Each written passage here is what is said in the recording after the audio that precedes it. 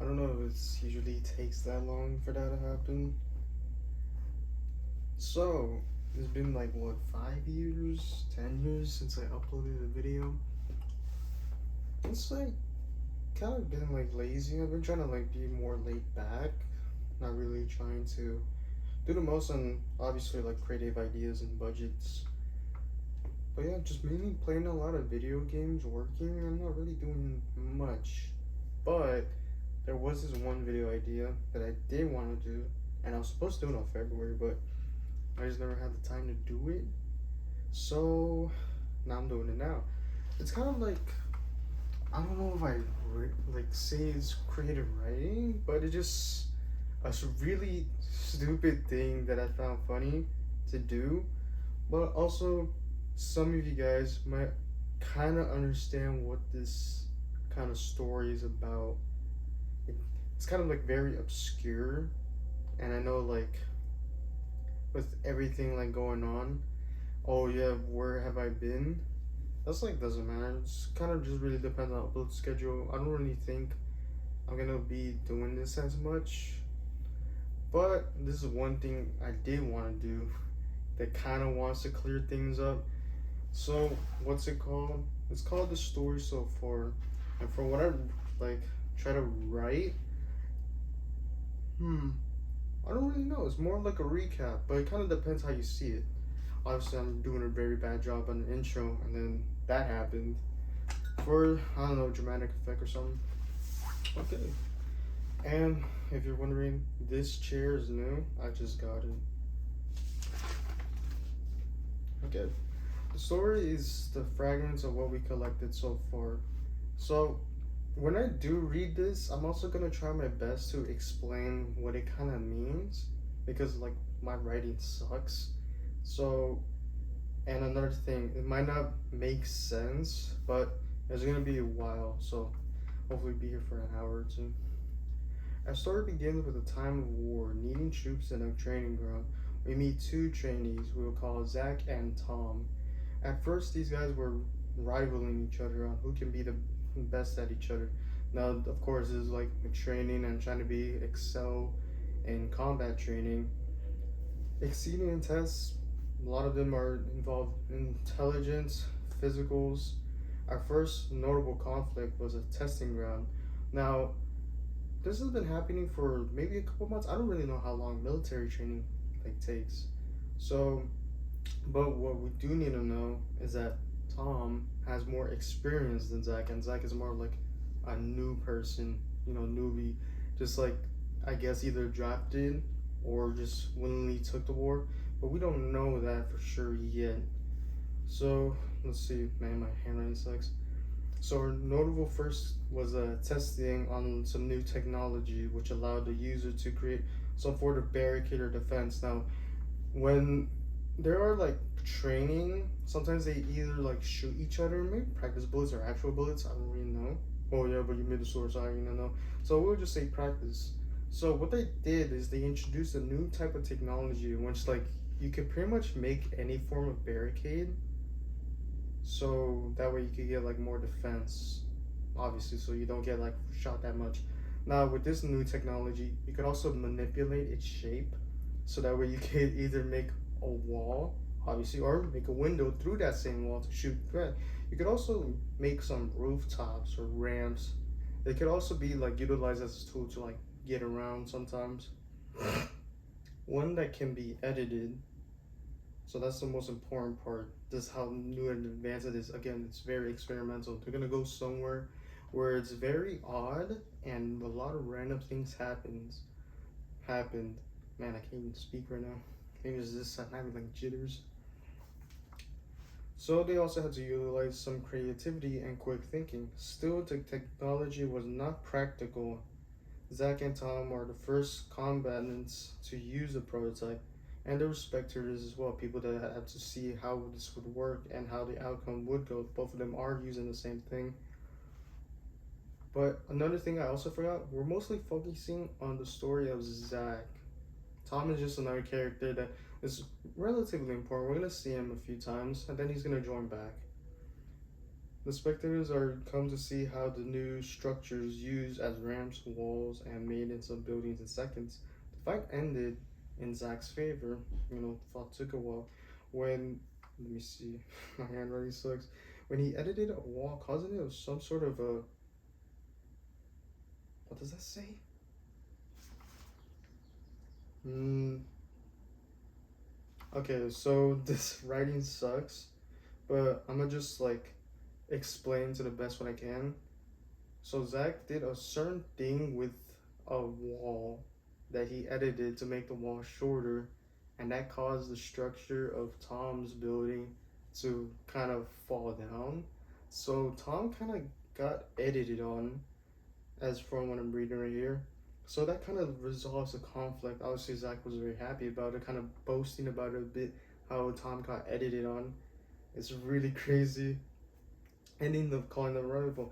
However, this creates a mutual respect for each other. The relationship grew strong towards the upcoming battle that they were able to read each other's actions and follow up attacks and play. So they have a lot of good synergy, really good team chemistry. This has built respect between each other because they know that both of them are really good at what they're doing to the point where they don't even have to speak. They just know that their actions and then how to follow up with those actions. Having a great having great communication and cause them to fend off and defeat many enemies and parties surrounding this mysterious kind of island, an anomalous. I think I said that right. Where a lot of random things happen and zero, like little to no explanation. A lot of people trying to figure it out, and no one really knows why they really need to go there. All they know is that they're deployed for a mission. An island that has all forms of terrain, past and future, again, really different, and itself being an anomaly where the war took place. One crucial battle that changes the perspective of the duo, this change in mind makes them want to leave the place because they know that now this is the part where they went from very cocky to seeing the horrors of war. The strange change in mind makes them want to leave the place because the place is cursed. It's full of hatred, unfair, and does what the same mistakes over and over again. The encounter goes as Zack and Tom rush to find an enemy platoon. This is the same platoon that has killed many other fellow brethren. Same brethren, drowning ground. Now this kind of like sounds like a kind of generic part of the story where you see most of the people you grew relationships with just die right in front of you, and then this in turn makes them really mad. They're gonna try to avenge themselves, killing the brothers of war, making this fight personal. Again, using the same barricade manipulation technology they attack. As they're gaining more height, when the shots fired, whizzing all over, they just hear bullets flying through. It's really close. They almost could die at any moment. Trying their best. And this is to get back for all the disrespect given out to them. Fortunately for Zack and Tom, the fight was lost, and they had to retreat with shame over the course of 1 year. So when they did retreat, for whatever reason, the enemy started dancing. Like, okay, that doesn't make you better. You're weird. That's the kind of disrespect they faced. This is really weird, like how they started dancing after shooting us. So that I don't understand. So they left immediately because we're not dealing with that. Over a year, being brothers, Zack and Tom are now had to depart ways from the war because it was finally over. They had to leave. They still have no explanation as to why they needed to be there. So they just left. They just kind of like put that beside them. And the war's finally over for now because they're at war. Because there's still fighting going on. No, again, weird island, anomalous island. There's okay. I'm trying to read my handwriting, so that's why I'm like stopping by. Zack needed to return back to his family, back home, trying to see that he's still alive. Until then, Zack's journey, he went back to London. Zack returns home, looking how different London became because of the war, and they were gone for a while. There was an upcoming pandemic, and that has become the main issue at hand. Walking down the road trying to visit his family, he was knocked out or mugged or attacked. It wasn't really explained what happened, but all we know is that he was he got injured by someone walking down the road trying to see his family as he was knocked. Everything was going black. He was hurting. He was bleeding everywhere.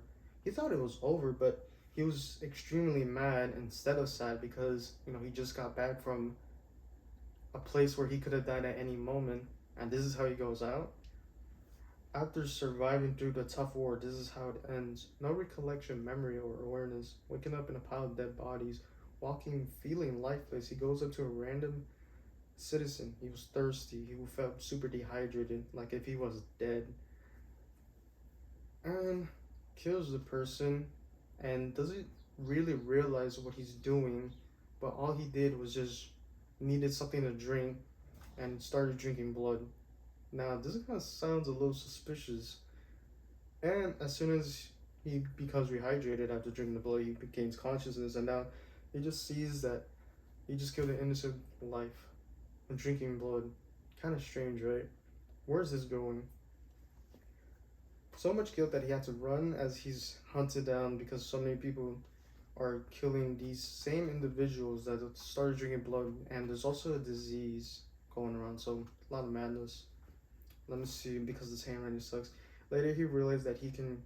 Oh wait, that's okay. He had felt so much guilt that he started running and started getting hunted down, but he later realized that he could use this same kind of disease or whatever happened to him back when he got knocked out. He was able to teleport. He was able to kind of move around really quickly, but again, he wasn't able. He didn't understand what was happening to him, and then he just started using those same powers to escape. And then he was wondering, like, what's going on with him? Why is he seeing all of this? And sometimes he could see things in black and white, but he could also see people's heart rates and their blood and like their veins. So again, very strange. He later realized he could use these powers for good. Maybe it's just still growing. Now working in a hospital because he had to like kind of. Oh wait, let me see where it says. Now working in a hospital, determined to find some kind of cure because it's going everywhere. All of London is kind of affected by this kind of sickness. An encounter. Oh wait, hold on. This handwriting really sucks. Hospital determined to find some kind of cure. Encounter that was an authorized killing mob or monsters. Okay, so at this point, so the reason why Zach now works at hospital because he did have some medical experience back at the war, and by working in hospital, it kind of covers up his weird shtick because for whatever reason, he can't go out at day because the sunlight burns him. So, and another thing, every time at night, there's these random mobs or people that kill these type of people that Zach has became, and also monsters that also kind of roam around. He sometimes poses as a normal citizen to not have any to have his cover blown. He's trying something that's difficult, trying to figure out how his powers work. He feels lost. What is Zach's planning to fix everything? Because a lot of things going on. He can't see his family. London is getting destroyed. He's still a little bit traumatized. Zach gets worried to the point where he does nothing for days. He worries about wasting his time. Can be used to be productive. Why isn't he? He sits down, grabs a notebook, doodles, and started writing down whatever he comes up to mind. There's a sense of relief. He continues to go down to some thoughts of previous events of his life. Okay, yeah, this handwriting sucks. Wade, this is like Wayne level. So he kind of starts getting things back together. He starts locking in. He gets level-headed. He now wants to continue what he started while asking questions around citizens, getting clues on everyone's life, finding cross-references to see if anyone knows who's responsible for this because a lot of strange things are just going on. As questions go by, he finds out some people that have some personal relationship with each other. So that's how he finds the references of how people know or citizens that know around just by asking questions. Zach meets one of his old friends he met across the time where all of this was going on. His name is Cernet. Cernet talks to Zach for each other after Zach was questioned to a very close individual man under a bridge. So beforehand, he's just questioning these two guys that live under a bridge, and both of them were like really close. And then he has no problem with that. It's like, yeah, like his brother, but they were like very, very close. Really, really close. So, an individual met on the bridge on the pass. Zach and Cerner were catching up to what they were up to. Cerner was continuing his education and met and rant about what does that say?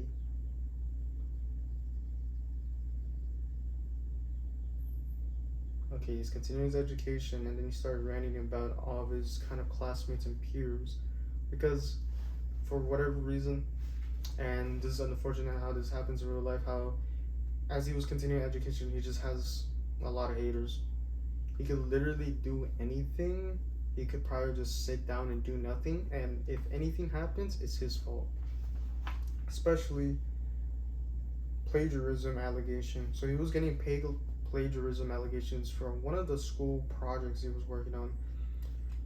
Zach caught up to him with what he was doing because Zach was again in a war, and then came back, became a doctor, and now he has to find a cure for all this madness around. Zach says he acquired supernatural powers to fight off monsters and angry mob men because those people want to kill him. They don't really see any good or evil. They just want to kill anything that is supernatural, which understandable. Zach even says that there are more with this same power because he's still trying to figure it out, like what to do with them.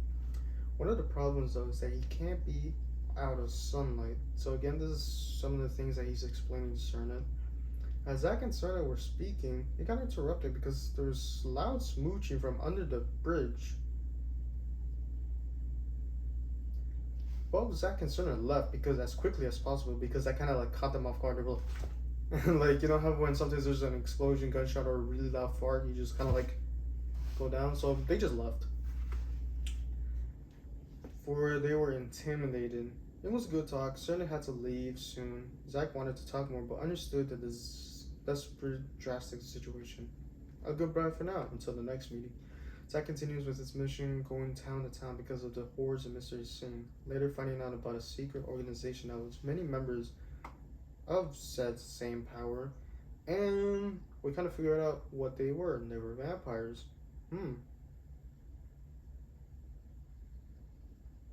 Yeah, this is getting like very weird, right? Hold on, I keep losing track because like this handwriting sucks. Who wrote this? Zach continued mission, going town to town. Okay, so he found out a secret organization that's filled with vampires, and these individuals do source blood somehow. It doesn't really get revealed how they got blood, but obviously they need it, and of course they avoid sunlight. So they kind of go out in banquets only at night, so that way they can make appearances. That way it doesn't look too suspicious. But there's also people within the organization that had no powers, and they were kind of like influencers, hoping to acquire immortality because, spoiler alert, they don't acquire it. Let's see, they were labeled given because of the monsters, they drink blood, and they can't go out in sunlight. Another interesting conversation starts between more of Zach's friends he hasn't seen in a while. Two other people named Barrett and Collagen. Zach started explaining his predicament again, which became very confusing for the two, thinking of the ridiculousness of the situation, but trusting Zach's word. So he was stumbled upon two of his other friends, Barrett and Collagen. Kind of weird. Collagen is like some kind of weird cell in your body, but he was explaining the situation that he was in, and it sounded super confusing, almost unbelievable. Don't blame them. Contrast to Cerna's convo, this was one about rants, just rants, getting things out of the chest for a multitude of inconvenient problems. Zach only said one minor problem. He was uncomfortable with a certain subject brought up to the ranting and banter. So, so for Zach, he wanted to keep it a little bit low key because he didn't think these two were taking it seriously. So then, you know what? Maybe ignorance is a bliss. So he had to just get out because, as much as it is good to vent, complaining so much and over again, kind of gets like, I'm gonna just head out. And that's what he did. Zach only said a minor problem for he was uncomfortable with certain subject brought up to ranting and venting. Zack needed to focus something other than complaining. Forgot for a moment his purpose. He forgot what part of his plan he was supposed to be in to save everyone. He needed to he needed guidance and started wandering off. He meets Cernet again and he says he wants to help Zack on his journey, but Zack knew it was dangerous and Cernet was a very innocent man. He didn't know much, so he didn't want to get into trouble. Okay, let's see. Zack dives into his mind of what he was thinking, still talking to Cerner. Now, how to get closer to his goal. Almost there, Zack knows what he must do to get stronger. Now, again, now since we figured out that Zack is a vampire at this part of the story, he needed to get stronger powers, which involves him killing a lot of people. Yep, he still wanted to save these people, but he had to kill some in order to get stronger. So it's kind of like, is this a good thing? To permanently stop a certain evil that's roaming around, but in order to do it, you have to commit evil yourself. Zack knows what he must do to get stronger. He killed a majority of citizens, and he got extremely strong. Zack hesitates and worries, but he knows what he must do. Finding messages of a powerful being of one of the causes of the outbreak he had to defeat. So he figures out that as he's getting more powers, there's kind of this kind of certain, I forgot what they called. It's like a supernatural being that everyone with the vampire powers can kind of sort of connect, and this was more of like the, what do you call it? The source of the problem. I know there's a term for it.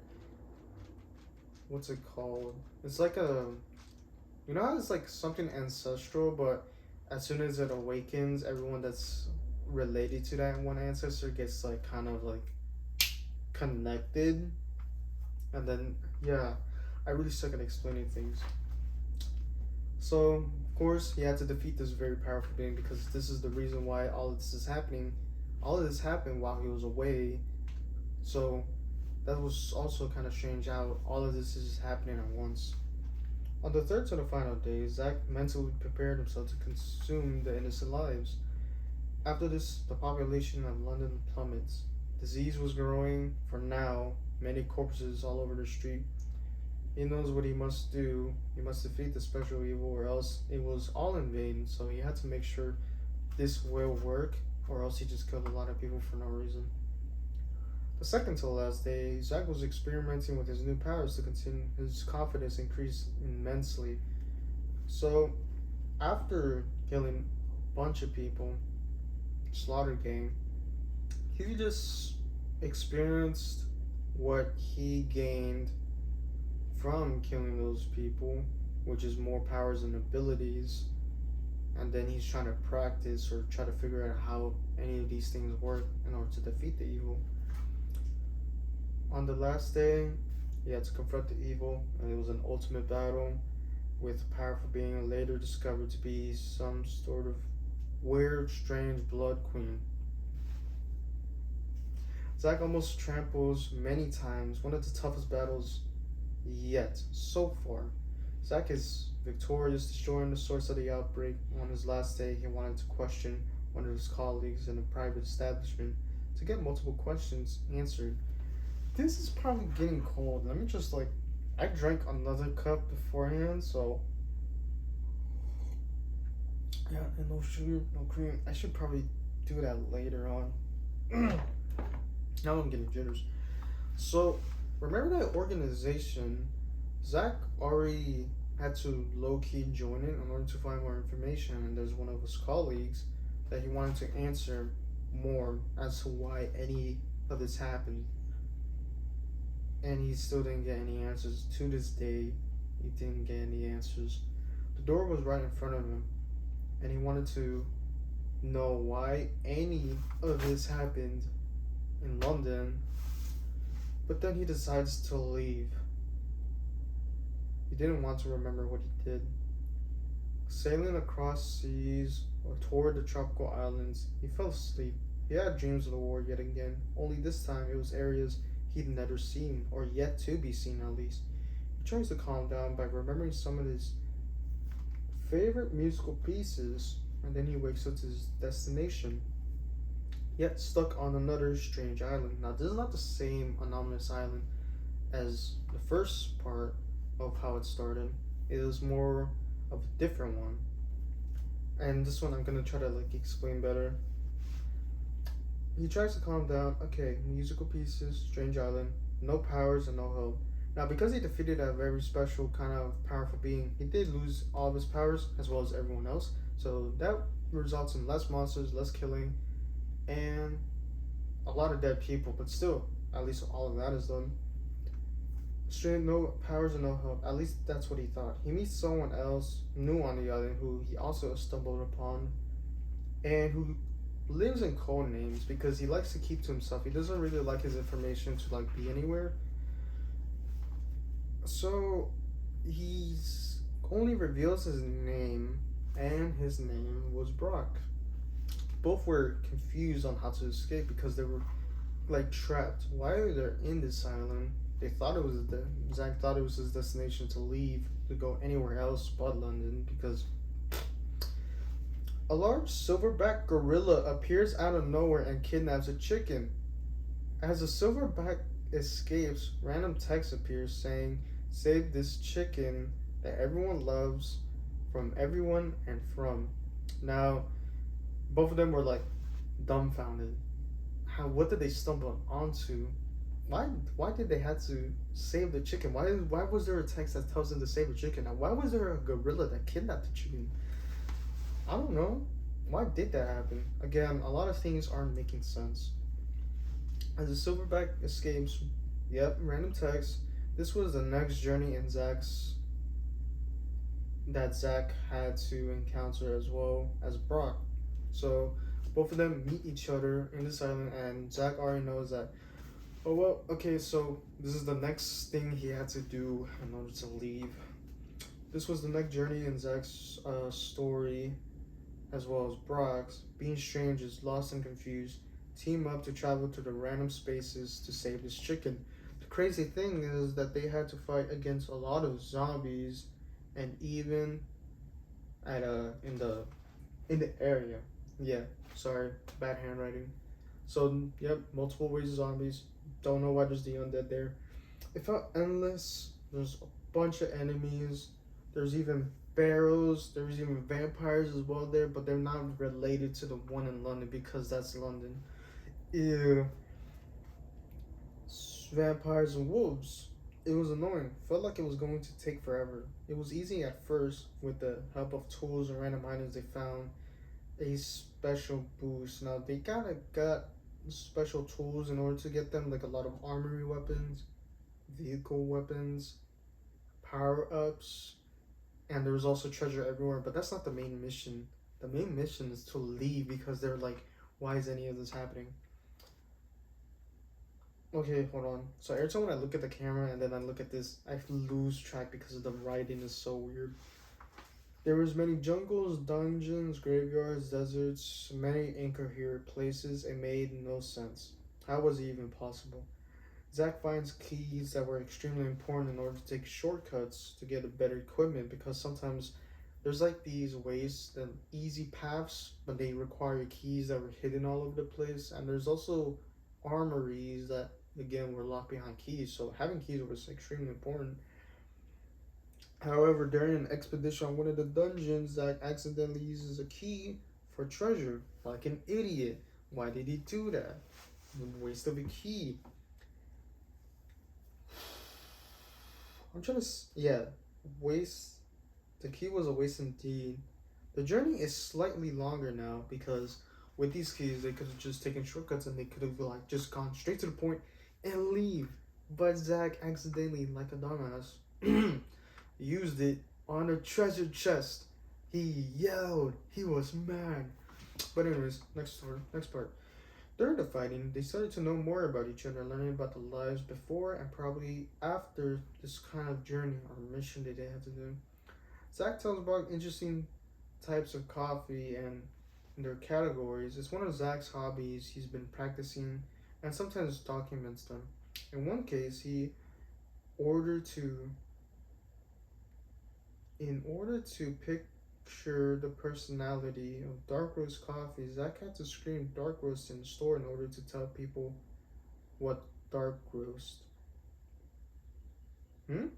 So he just yelled dark roast in the store in order to like fulfill the, what do you call it, personalities.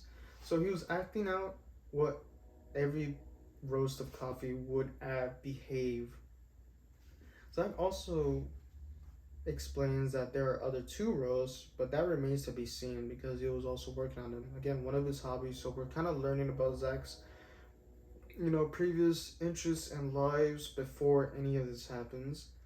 Soon they encounter an extremely large creature, a muscular, like some kind of muscular creature with four arms, a giant with shield and spear. The fight was going to be treacherous, much of the annoying chore because there's still many zombies, many explosions, which was a problem. Yeah, at this point, they were kind of getting experience to the point where this is just gonna take a while. It wasn't difficult, it was just gonna take a while. It became an annoying chore. Many zombies came out of nowhere. Skeletons also started appearing, which was random. Zack and Brock had to roll with it. This giant kept stunning them with the special shield that he carried. Now, we don't know why he, the giant was able to do that. It just had like this weird sonic blast that could stun you for a while. But it wasn't that problem. They were able to be recuperate, I think that's how you pronounce it, faster. And they kept fighting back. But also they kind of teamed up with also chickens with guns. They had a following with helping them fight back. So they kind of built a special connection with certain chickens that also helped them. They also carry like LMGs as well. Eventually, the giant beast was defeated, and then they had to go to the next stage. This is taking forever. They had to go to like 36 like areas, islands, 66, something like that. More talking, we see that both Zach and Brock had a close relationship with Tom. Brock relationship to Tom. Brock knew Tom beforehand and explains the shift in character of people he gets to know. So before the training ground that Zach met Tom in, Brock already knew who Tom was beforehand, and he also explains how obviously when you do get to know people, they start acting more comfortable, more differently, which is to be expected because that's how you build that kind of trust. You kind of just feel a little bit laid back. So it's interesting that he found out that Brock also had a familiar relationship with him. Now we go to the next page. This is probably important. So you kind of see how there's like kind of connections to the people that Zach meets. But that's only the first part. I don't really remember if he does anymore. This realization made Brock have more trust in Zach. Kind of like they have something in common, so they kind of build each other. So now then he sees him as a friendly colleague. As hours, days, months pass by. Well, not months. Zach and Brock get tired. Zach was on an episode of Hysteria, believing that yawning can result in possession. He refuses to yawn for hours and replaces it with screams as if he had seen a ghost. Both of them laugh it off, Brock showing concern. He tells Zach that yawning isn't bad or evil and that he should do it in order to get it out because he's tired. Zach laughs as he's too stubborn to do so. He persists for a really long time, going into iceberg caps. So, at this another point, they go to a place where there's snow and ice everywhere. My leg is like losing blood flow. Where they meet this really giant spider creature that is not a spider, but also has like bubbles on its back. It's really hard to explain, but it spits out acid too. They had to fight another giant monster, this one spider-like with gas bubbles pulsing. Zack still laughs because he doesn't want to yawn. Even in the face of danger, he just ice skates, shooting all the zombie skeletons and shadows of ghosts lurking. After this fight, they continue on. This felt forever, fighting another dungeon and finding the giant wolf. What is going on and why? That's right, to save a chicken. So they didn't really. Over time, they questioned a lot of things, but then suddenly not, because they know how the randomness of the situation, that it's more important to get it over with instead of trying to analyzing it, because there's probably no deep message. They just fought another giant wolf, so there's a common thing with them fighting giant monsters every time when they enter a new area or stage. To save a chicken, when fighting for the giant wolf, they were tired, at least snapped out of it, focused on to what does that say? Focus to yeah, I can't. So after defeating the giant spider and going through a face of meatballs, because Zach had an episode where he didn't really want to yawn because he learned to ghost possession. So every time when he yawns, he just screams and then laughs. And Brock was like laughing as well, but he's showing concern. And after all of this, when Zach takes everything seriously, he did take one yawn, and now he just kind of left that whole weird hysteria episode. And now they had to focus on destroying this really giant wolf. What's crazy is how it spawns smaller wolves just to kill us, because it's like it could spawn more wolves, but not giant ones, just wolves. Shooting at its heart, Zaken. Hold on. Zack and Brock kills this monster and moves on to the next stage.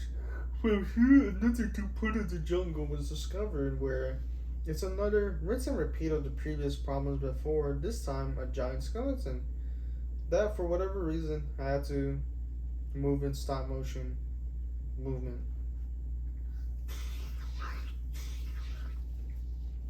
Okay, so at this point, there's a giant skeleton, stop motion, and they were in a jungle. They had to fight through all these monsters again, and they had to defeat this kind of sort of skeleton king, because the skeleton can also spawn in skeletons.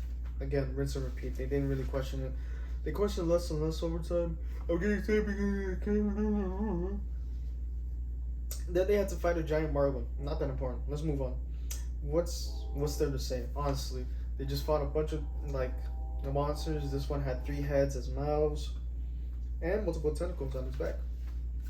Oh man, that yawning just brings tears. After these trials and battles, they stand before the silverback gorilla, and the silverback gorilla had a spacesuit, a jetpack, super speed boots, and banana peels. So this gorilla was also an astronaut apparently, and he was a gorilla. The dude was trembling because not of intimidation. They weren't scared of the gorilla. They were just like, after all this fighting, they had to defeat it so that way they could leave, because it was just they didn't really want to get out of here. It was a grueling like fight, especially constantly slipping on bananas. However, to what does that say? However, to that weird is weird. I mean, that word is weird. Having to secure, dodging at speed, slipping on bananas. Surprise attacks from above. The fight became mindless for a moment. They got so good at crowd control and attacks from multiple sides that their brains are autopilot at that moment. Also, they were exhausted at this point. They didn't really think when they were fighting, because they just been doing it for so long. They just do it out of conscious, or what do you call it, autopilot. They didn't have to worry. They just started cheering. The fight was finally over. They saved the chicken and they could leave. Another silverback gorilla comes out of nowhere, which is another family member of the gorilla, and they started sprinting. They left. No more. They left. They gotta save the chicken. They could leave. I'm not coming back there again. They started sprinting, parting ways for now. They don't want to get through all of that again. Zack travels again, feeling tired. He fell asleep.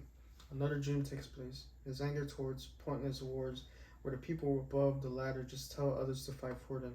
He fights in more shootouts, expressing his disgust of fighting for at least something good.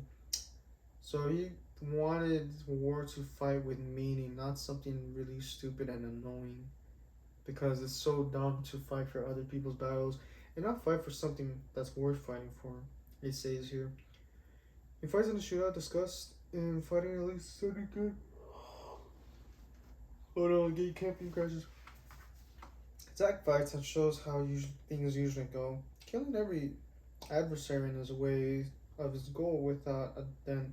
He wakes up and continues to stroll for a while, heading towards a park. But beforehand, he stays in an office to begin startup. He makes a strange documentation on Blonde Rose.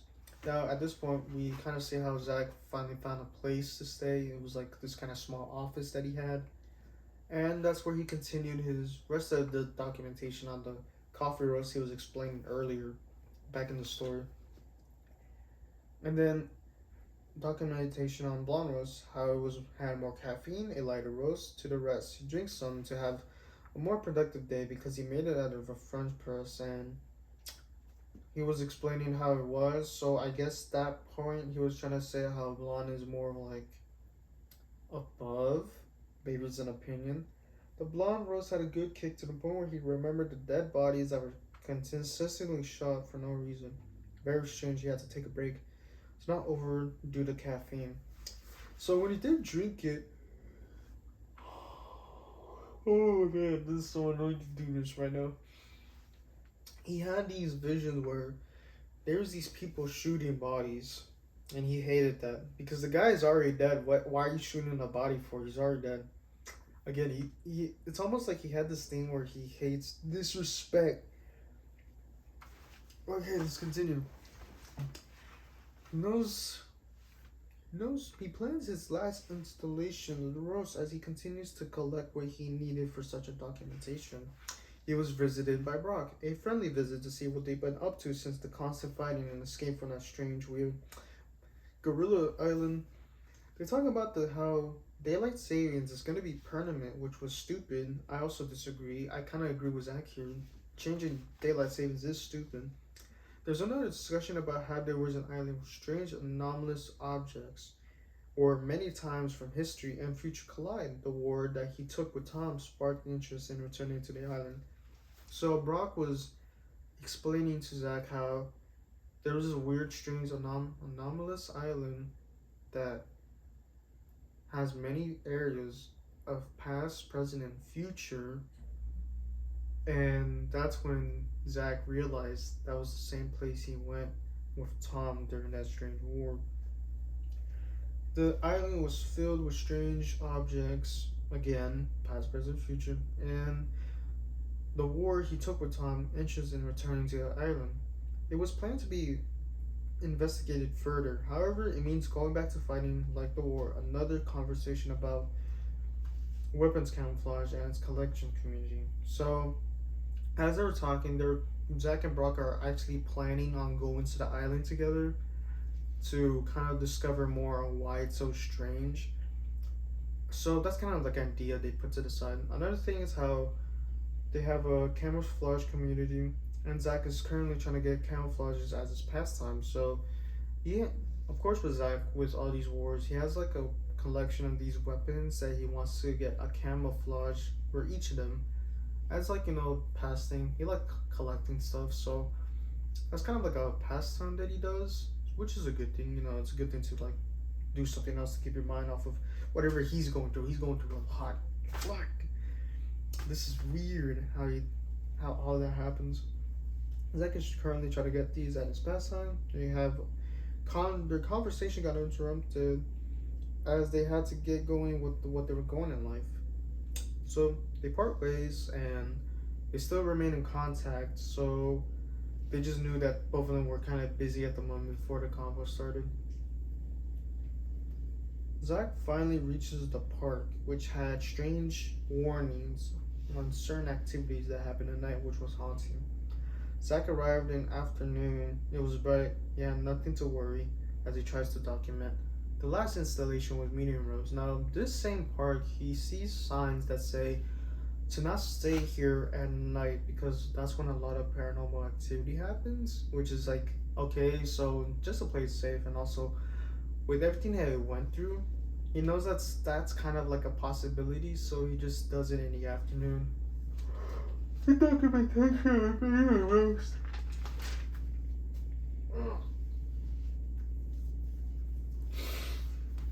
Hopefully this whole video isn't just me yawning all the time.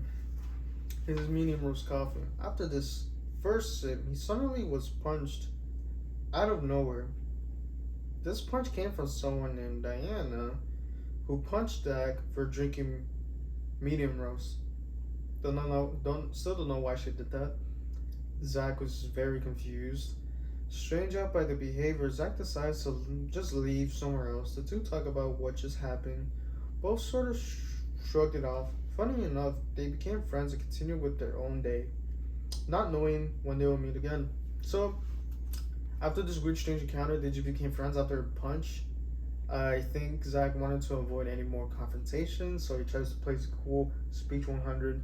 He needs to go somewhere else. Still doesn't know why he got punched. Funny enough, they became friends and continued on with their own day, not knowing when they would meet again. As Zach was journeying home, he sees a strange purple orb that took him to an abandoned German airfield. What? Showing broken down, destroyed. The area was a bit of a mystery, especially an underground laboratory, not a safe expedition. As zombies appear out of nowhere, Zach knows the drill. He's done something like this before, strangely enough. After that, it seems like endless fighting. Zach's sense of time was out of mind. As if he's been there for months or years, he knows how to escape. He found clues about the place. There's a reactor that he must activate in order to escape.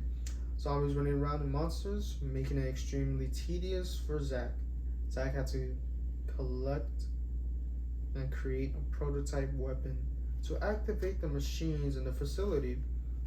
What's strange enough is in the facility, there is these weapons that had prototype blueprints, and there also can be used as these keys to open a certain machine. So he had to collect and create these sort of keys. So like 4 individual prototype weapons in order to like open a test tube. As he got it up and running, he had to defend the reactor from getting destroyed. He stood his ground for 10 minutes. To him, it felt like he was getting his sense of time again. So after activating the reactor, he had to fight off all these zombies that are trying to kill him. Again, he doesn't know why he got teleported here because of a purple orb. He gets a sense of time again, a good sign. The purple orb appears and Zach jumps into it.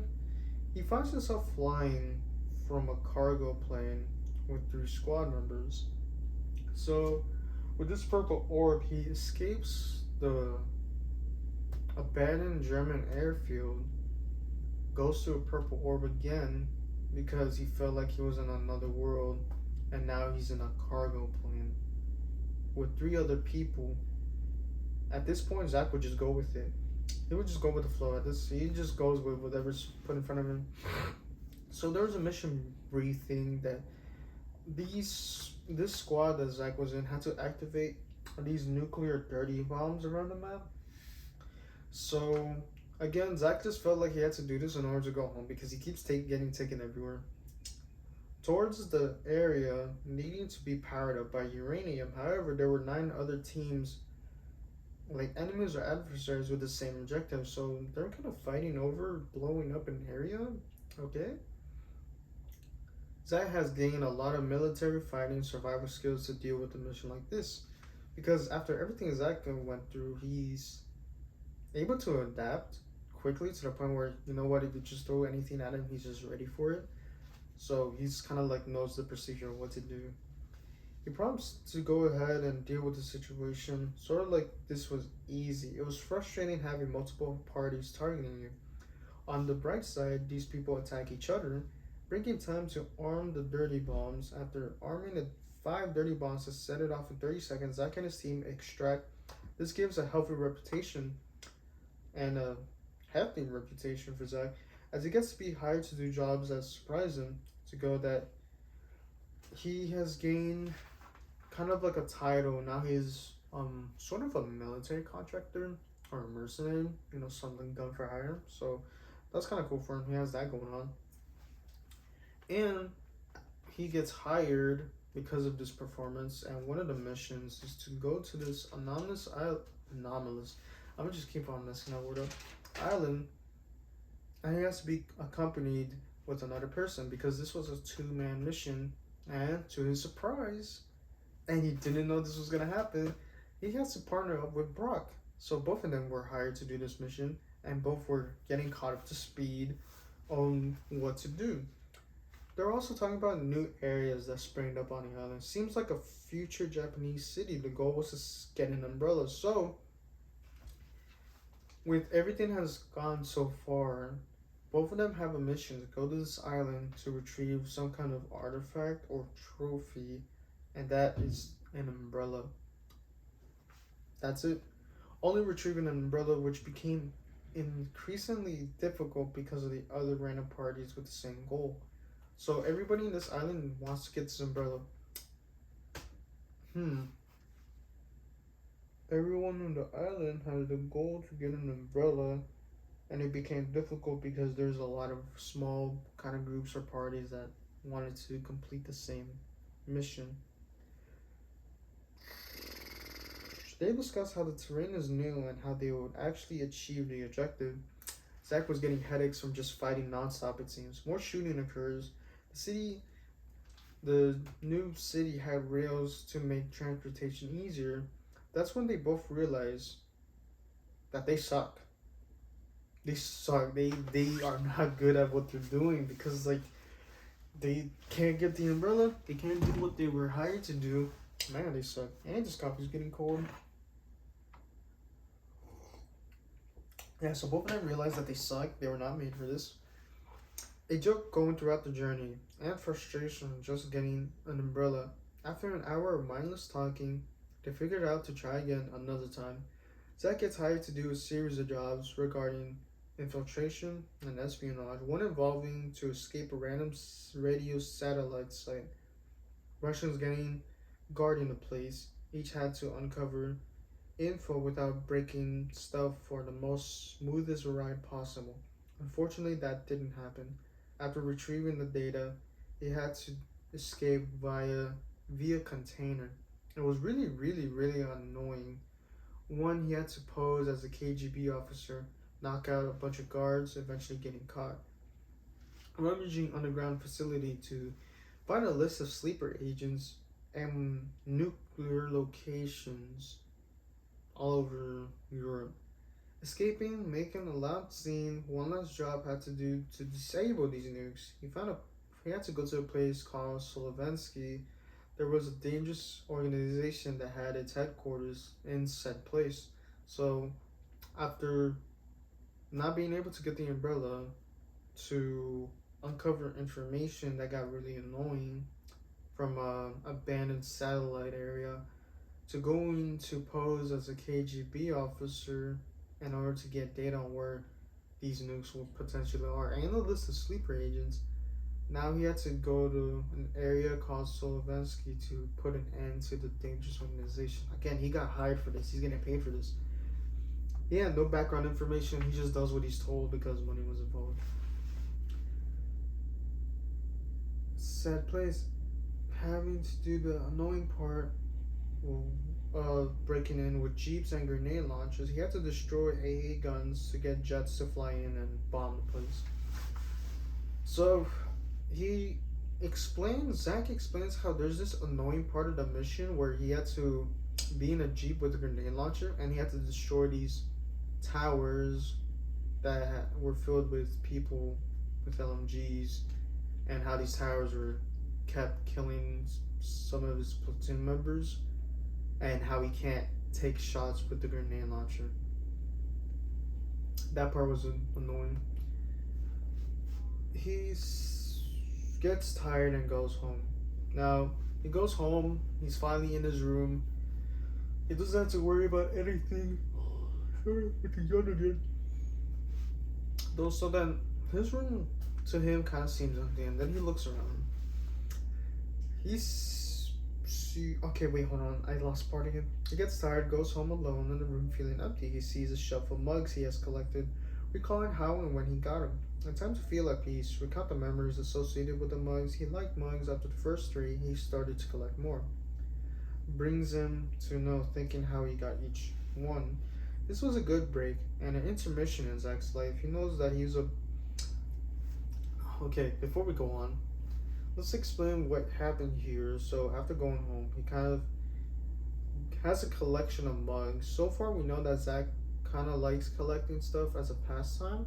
Of course, with camouflages for his weapons. Now we're seeing that he has a collection of mugs, and he just looked at them for a while because each mug that he gets, there's a story behind how he got it. So kind of more of an intermission, more of like a sit down, think about what you've done so far. I guess for Zach, but for him it was just mugs. How he got them. There was like a story to almost every single mug he got. No, he after this break he had to go back to the island again. This time,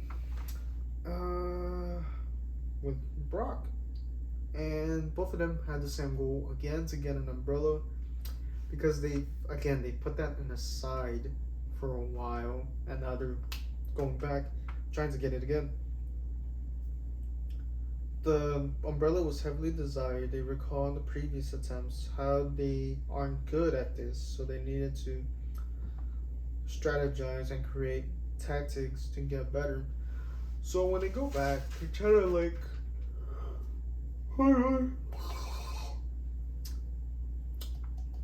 they try to find ways to get better at the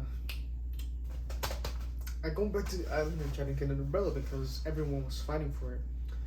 In most fights Zack and Brock encountered, they'd win using actual teamwork they thought always was present. So this entire time they weren't working with teamwork, and now because they're actually accomplishing so much more. But even after all of that, no chance of getting the umbrella because of how unpredictable the fights would get, especially the multiple parties fighting in the middle of the fights.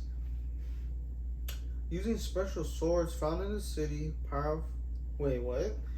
Oh wait, yeah. So again, when that future city, that future Japanese city was there, they also found swords. These futuristic swords that they kind of utilized as well.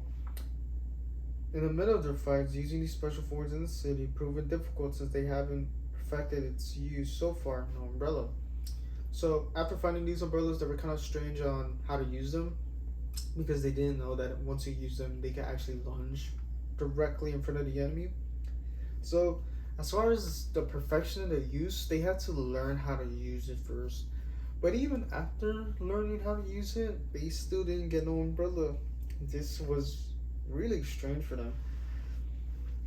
They haven't perfected it so far and no umbrella. And then after that, they just took on another mission. They just think that they're gonna do that another time because it was just getting annoying. They go on another mission on a construction site, trying to take over the territory as pastime. There was tons of recreational activities to do. So after doing that quick mission, they had to go to a construction site and take over, and have like a take over the area, fighting against other parties, because they were kind of took at that as a side job to do. I didn't need to use a bathroom. They even did participate in competitive cycling. So this at this point they were just like, what's it called? They were taking recreational pastime to get their mind off the multiple times they failed on the mission. Hold on.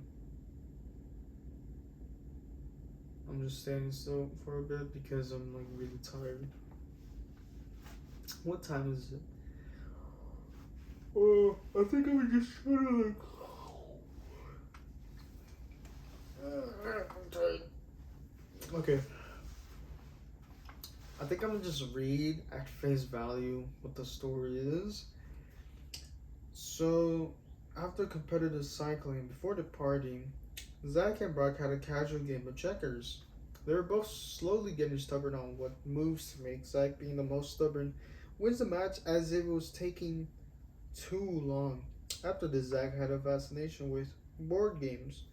So after this encounter with playing checkers, he kind of built an interest in board games because he thought he was good at it. But when he went against Brock, both of them were stubborn on what move to make, because if Brock makes a move, Zack knows what to do in order to counter it. But then after that, Brock knows how to counter that move with another move. So he had to be very stubborn and how to win. And he did win, but Mostly was just because he was stubborn on losing. After this, he had a fascination with board games. He looked for popular places to play nude board games and ended up in a dance club where there was a room to play a certain card game. He didn't know if this was gambling or not. He met a few friends there, one named Alex, Carlton, and Ty. Now the funny thing about it is that Alex and Carlton, those aren't the real names. I think the names got mixed up. But for now, it's just Alex and Carlton and this other new person named Ty.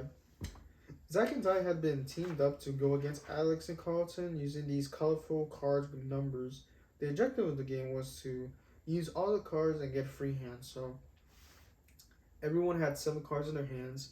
They had a number and a color associated with them, and their objective was to get rid of the hand, and that's how you win. And that's how both of the team members win. Having placed multiple cards as well as gaining them, it was a super close game. All Ty had to do was place down a card, and it was a blue card. All he had to do was play a blue card, and they could have won the game. But Ty didn't do that. He placed down a black card, and he sold. Ty sold. Ty sold the card game. Zack and Ty lost because of this mistake. They almost had it. They could have won. They almost had it, but Ty didn't play the right card. And they played another game, and Ty sucks at games. He sucks at games. He doesn't listen. Later on, Zack finds out that these 3 had been on that strange anomalous island. Again, Zack takes a shot at a chance to get the umbrella. So, after this strange game, all 4 of them went back on the island. Now, I'm kind of wondering how they can just casually do this. I didn't even think about that, but they go there, and the group got ambushed as soon as they arrived at a snowy area. Can't do anything here without getting shot. Near the snowy mountains, Zack tries to arrive at the Alpines of Colorado to take a rest and see the beautiful view. So, let's think. After that, they went to the island again and they immediately got ambushed. And I guess Zack was very frustrated because, you can't really do anything. Like, he didn't think this umbrella was an obsession, but it was kind of like a very difficult goal to the point where it's like something he had to do at least once. I'm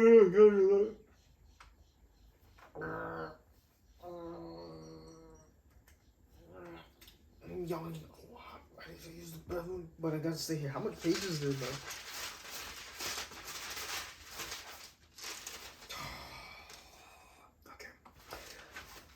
So he goes to Colorado and Diana joins. Also, no reasonable explanation as how she got there. She was just accompanied by Zack. They got into more about each other's goals and plans. One of the plans sparks an idea to achieve it. To encounter a 4-wheeled vehicle that cages groceries. Okay, so let's see. What do we see? Because I suck at reading. So, Zack goes to Colorado. Diana also joins. Doesn't know why she joined. Both of them got to know each other even more during this trip.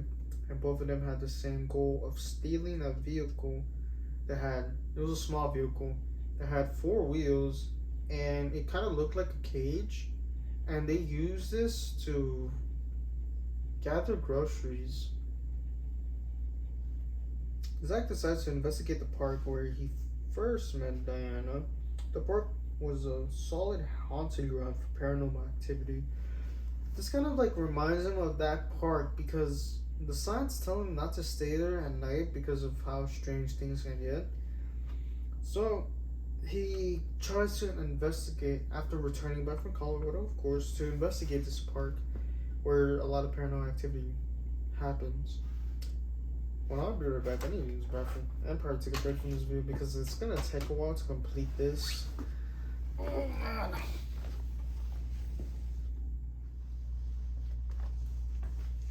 Okay. I was looking back at some footage The hair's like everywhere because I've been thinking about cutting it, but at the same time, I don't know. But it's like always irrational. Like my hair would just straighten out like this every single time I wear a hat. So we'll just use a beanie. It's more comfortable that way. Okay. Trying to go back where I started. Okay. Let's see. That doesn't stop. Okay. I think we stopped. Trying to find where. Okay. Construction site. Colorful game of numbers. Colorado. And then we're back at the park.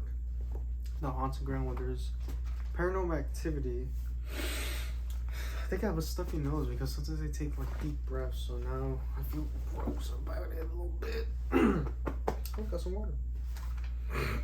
Okay, paranormal activity. Zach decides to go there in a group. This group consists of Zach, Tom, and a new member that Tom knew named Raul.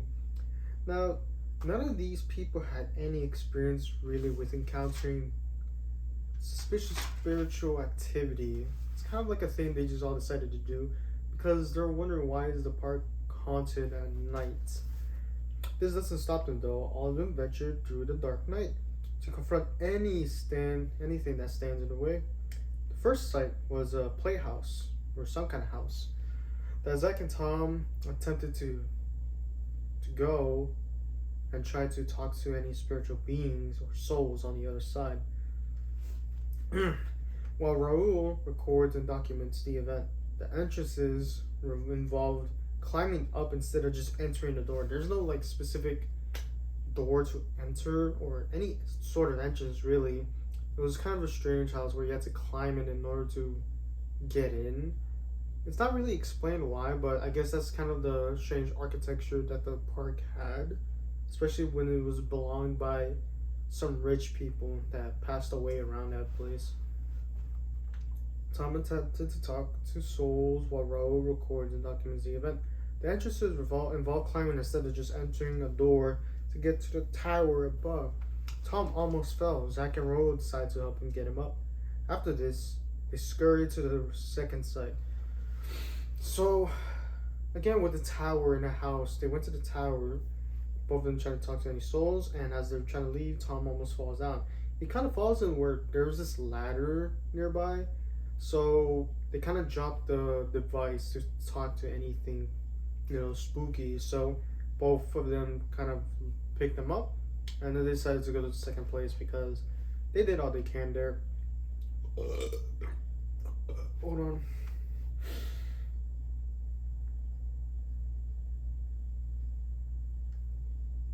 This second site, the dome in the middle of the ground. First, Zach climbs up.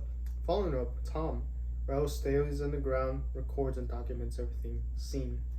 Zach and Tom satellites otherworldly creatures and encounter sonic booms from the top.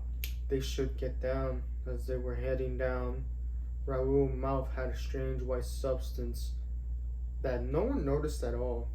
Tom safely gets down. However, with Zach, what does that say there? Oh yeah, so lightning struck dome. This startles Zach, and he falls 1,000 feet from the air. He gets stuck in some rubble.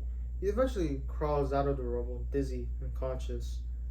Now, what does that mean? So I guess like in this part, this is kind of like what is strange.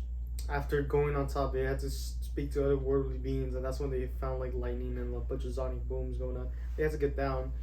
Now, one of the recurrent things is the white substance that was in Raul's mouth. No one pointed it out. It's really weird. Kind of weird. Like, really, really weird. I guess that's part of like one of the paranormal activities that happened so far. And, it's kind of gross.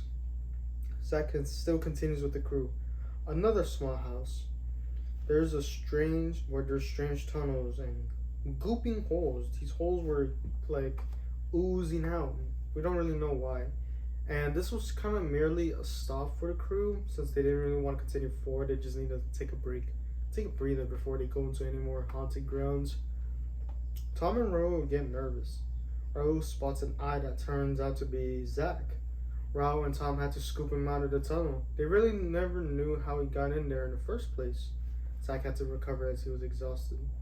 He sits down and where there's this communicator right near where the house is. It was a broken one.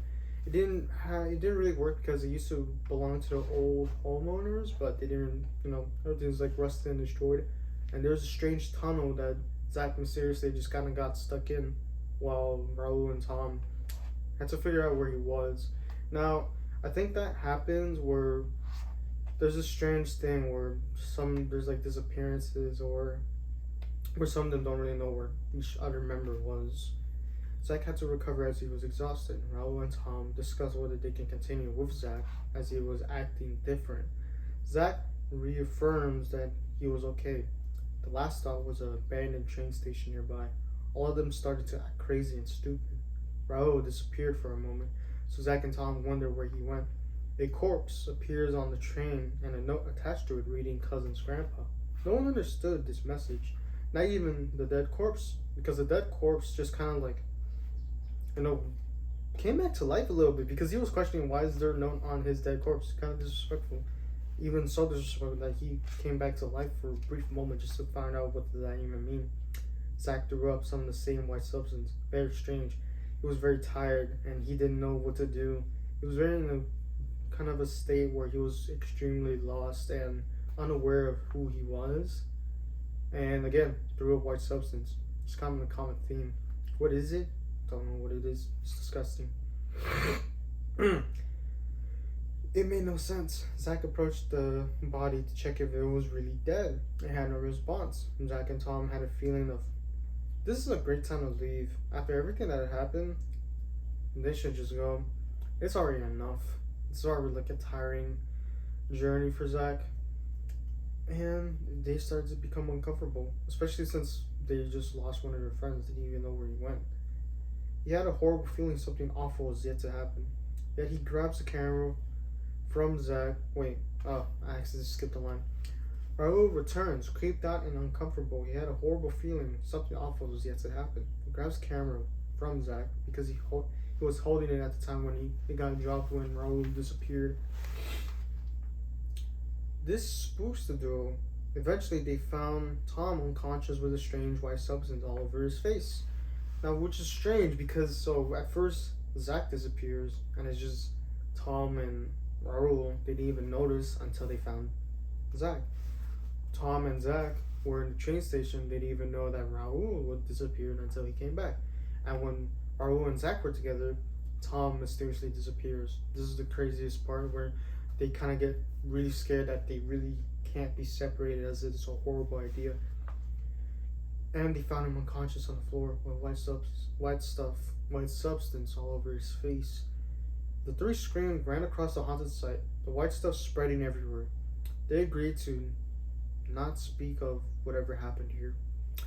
And this incident was known as the spooky incident, where they just don't ever want to go back or remember anything that happened. That everything that did happen just stays in that area. And then after that, Zach had to reassure himself, try to get things back into shape. All of them had to do their own thing because they needed something to mind off. So he starts another sort of personal mission. After the spooky incident, Zach's journey through another park, this time accompanied with Anna. Both were conversing on what they've been up to on the path of the playground. They encounter a shopping cart. They can't push it as if there was a preventable measure. It had a towel attached to the bottom of the cart so that whoever tries to stand on the top and push wouldn't be able to. Now, this is just describing what the shopping cart was.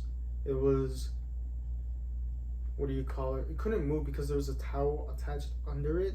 Now, both Zach and Diana weren't aware of it, and they were just wondering why they couldn't push it.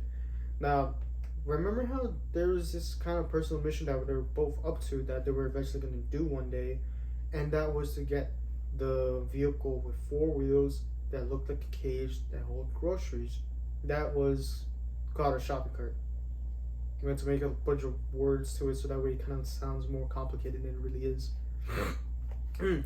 So after removing the towel, Zach and Diana took the shopping cart for a test drive, leading to a little accident where Zach falls off because after multiple like tries, maybe I'd say 3 tries they went for a test drive because it was a vehicle where Diana was driving, Zach was a passenger, and as they were going back to the path trying to retrieve the shopping cart that they always wanted to take, Zach and Diana got to an accident and he just falls over. Now we go to a recorded event called February 28th, where they just kind of had an overview of February 28th. And this is why I kind of wanted to upload this video around February, because that's like a 1 year thing that I've started. I don't really remember what I started, but it's kind of like a year that has been happening. That made no sense. Zach and Tom go to wander in a retail store to explore many trinkets and knickknacks for sale. It was a time to reflect and look back at what was accomplished. They were only checking out for toys and groceries. Zach returning to his office, sit back and recounts everything to one reason. He doesn't know what he's doing. So, after going to the grocery store and going for the toys and groceries, they just kind of messed around because everyone knows that sometimes you could just go to any kind of retail store, grocery store, any sort of store, really, not buy anything and just mess around there. It's kind of enjoyable. You just look at the things you could have gotten but decided not to, and just see if there's any cool stuff. Maybe you go to a place where you don't buy anything and solely go there just in case if there is something that catches your eye, so that way you can catch it. But for this, I think from what it says, only Tom bought anything while Zach just kind of spectated. They just kind of went over everything that's happened so far. At the end, okay, so after this trip, Zach goes back to his office or his home, but he calls it an office because that's kind of where he just thinks and works. But it's also a place where he rests. Returning to his office, sits back, and recounts everything to one reason. He doesn't know what he's doing. It's everything we do eventually is in vanity, and we all have the same destruction that we go with. The end of our lives. Doesn't anything matter? Every problem is new, and the events seem like it's repeating itself throughout time.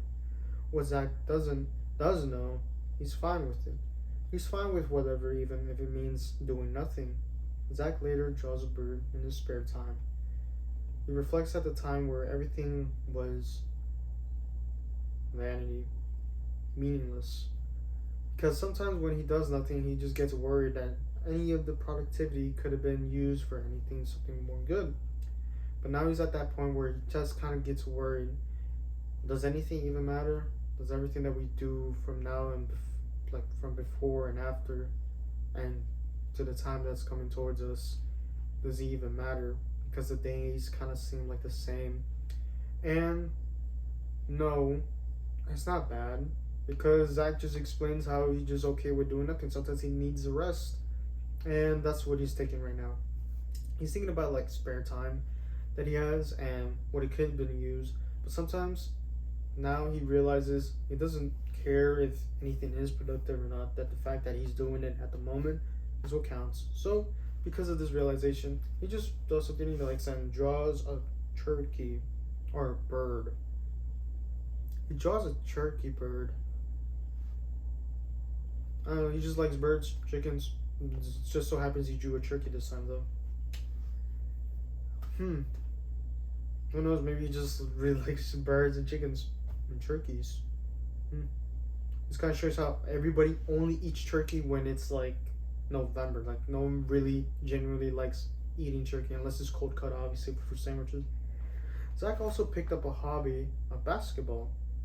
Sometimes he does do a lot of random things, and then he does end up in very strange situations.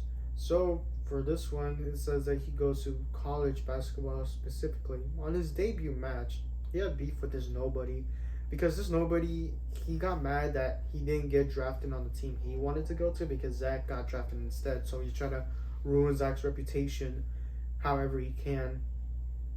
This random guy just wanted to provoke Zach to trash talk. However, Zach wants to remain calm and doesn't want to give him what he wants, and that's attention, that's drama.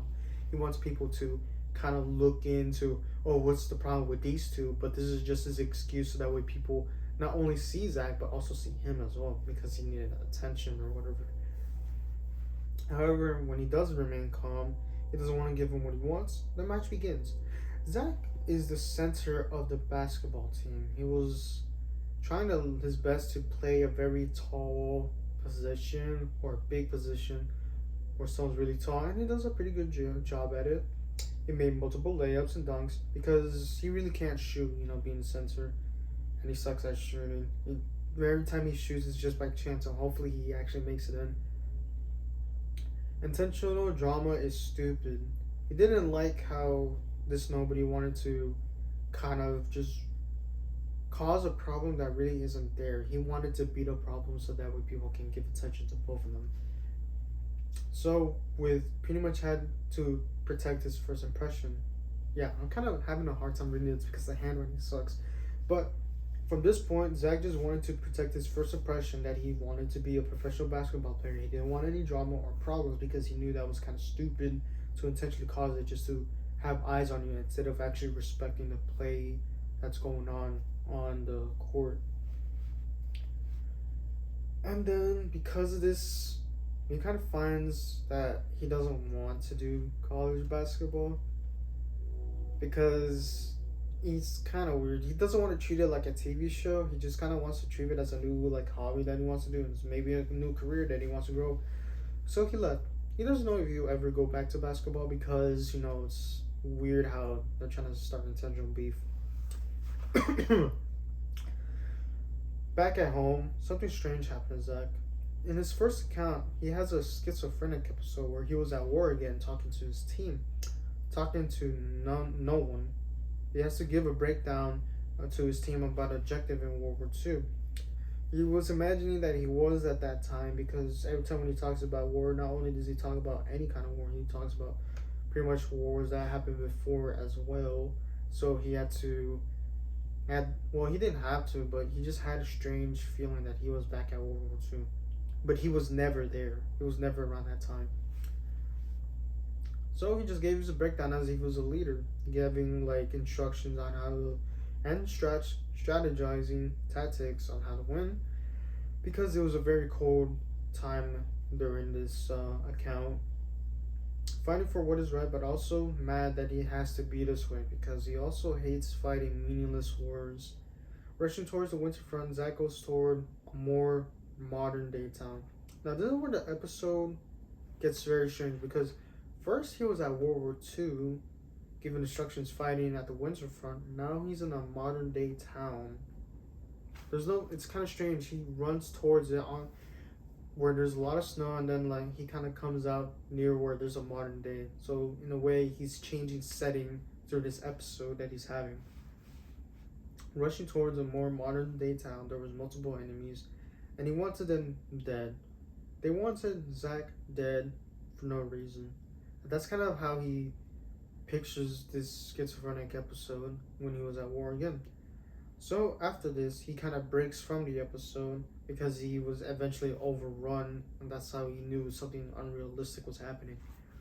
He wanted to calm down, so he started recounting all the professions and memories he had. So after this episode, Zach wanted to just calm down, wanted to remember everything that he can do, has done, so that way he kind of just remembers who he is. Kind of a step back that a lot of people do whenever something like that happens. And he has a compilation of memories as well from when he was on the island, when he did basketball, when he sat down and drew a turkey, when he had to skip an island, and when he took a shop cart. Those kind of random memories. And then there's multiple accounts of that same memory where he started selling properties, again trips within the back of the island with Brock, and how he sort of was an active soldier, but again he waits for his next order, and he's also again a mercenary that a lot of people just hire. Remembering who he is, Zach just continues from this strange panic. It's almost like a panic attack he had. Well, it was an episode, so he had no idea what was going on. Zach goes to find a small furniture. Again, handwriting. Zach goes to a mall to find a furniture store, but couldn't find or locate it. He met another person who wanted to remain hidden. Not much is given about her, so she was just codenamed as a drone. This is not a person, this is a drone that accompanies Zach to find a furniture store. Now, with this flying drone and recording all the things that Zach says, he just randomly talks about any subject that comes to mind. Still, no furniture store on site. Zach gives up, goes buy some chicken at one of the select restaurants at the mall, and goes home. He just dines down. He doesn't really find a furniture store. Well, maybe he doesn't need it. It's just kind of, again, one of those things. He goes to a place, doesn't really buy anything. It could be fun, meets a new person. That person is a drone, not real, and it's a flying drone. Not much information is given. Okay, so Zach returned back home, having nothing to do. He remembered this blue bag that he found, that he had a bunch of knickknacks and doohickeys. He sat down and showcased them in an artistic manner because after going home, again, sometimes he just wonders if he does nothing or will do nothing. So he just kind of sees this blue bag that he had with a bunch of knickknacks and just played around with it. Tom and Zach, no, I'm messing up. Zach and Tom scheduled a friendly duel involving swords. A sword fight was about to happen at a park. It was a familiar park. Joined with us is Raul, who was at the spooky incident, so not a new person, and two new people named Chrissy and Seraph. They were mainly spectators who originally were going to fight in the free for all with Tom and Zach, but they just kind of backed out because of the intensity of this one-on-one they had. Zach and Tom fought at the bridge where the park was, so it was kind of this really large playground map, and it was good for this kind of free-for-all, some sort of battle royale, but it was like a fun activity they decided to do. And they fought at the bridge, and when they fought, they slowly went towards a waterfall, and they were still both attacking with swords. Well, I'm trying to see what else is here. The same park. This is also the same park he never really was able to discover because he found a shopping cart in the way. And they go to the fight at the bridge. They slowly move towards a waterfall. Zach attacks Tom in the hand holding sword, which causes him to be unable to use the sword effectively. After tumbling down the waterfall, one last stand, being heavily injured, Tom yields. Wasn't much of a friendly sparring match. No, because it was supposed to be a friendly match, but it got intense to the point where Tom gets heavily injured by a sword. It was supposed to be a friendly match, but it turns out to be a bad idea to some. On the last stand, being heavily, Tom yields. Wasn't much of a friendly match. Then he returns home to think what to do next. Zach travels to a flea market with the help of the drone he met at the mall. So at this market, wondering on how they meet at the mall, or no wait, messing up. So because the drone accompanies Zach to go to the mall, this is the same drone, also comes into the flea market, wondering what to buy. They realize wait, what? Wondering what to buy, dude. Oh, yeah, so when they go to the flea market, they found out that they sell fleas at the flea market. Both of them were surprised at that fact. Zach gets called on a mission to prevent a prison break. Now, most of these accounts are just more about Zach's life, so when it seems like it jumps from one thing to another, that's because that's kind of like what it doesn't happen right after, it just happens later. There's kind of like the linear timeline that Zach goes through. And then, for example, maybe he just already got home, probably did another small thing that wasn't really that important, but now it's kind of recording the fact that he now called into another mission to prevent prison break. That was like in some kind of wilderness or jungle. He doesn't really know. Sometimes he just told what to do, but doesn't really know much about where it comes or what he specifically needs to do. But he does know that it involves him shooting. a prison break route, which he was deployed in the jungle where he just will wipe out adversaries. It was super easy. Zack thinks about all these deployments are easy because this is a compilation part where Zack just goes to a bunch of battles that he just got deployed or hired to do. Another one, even though.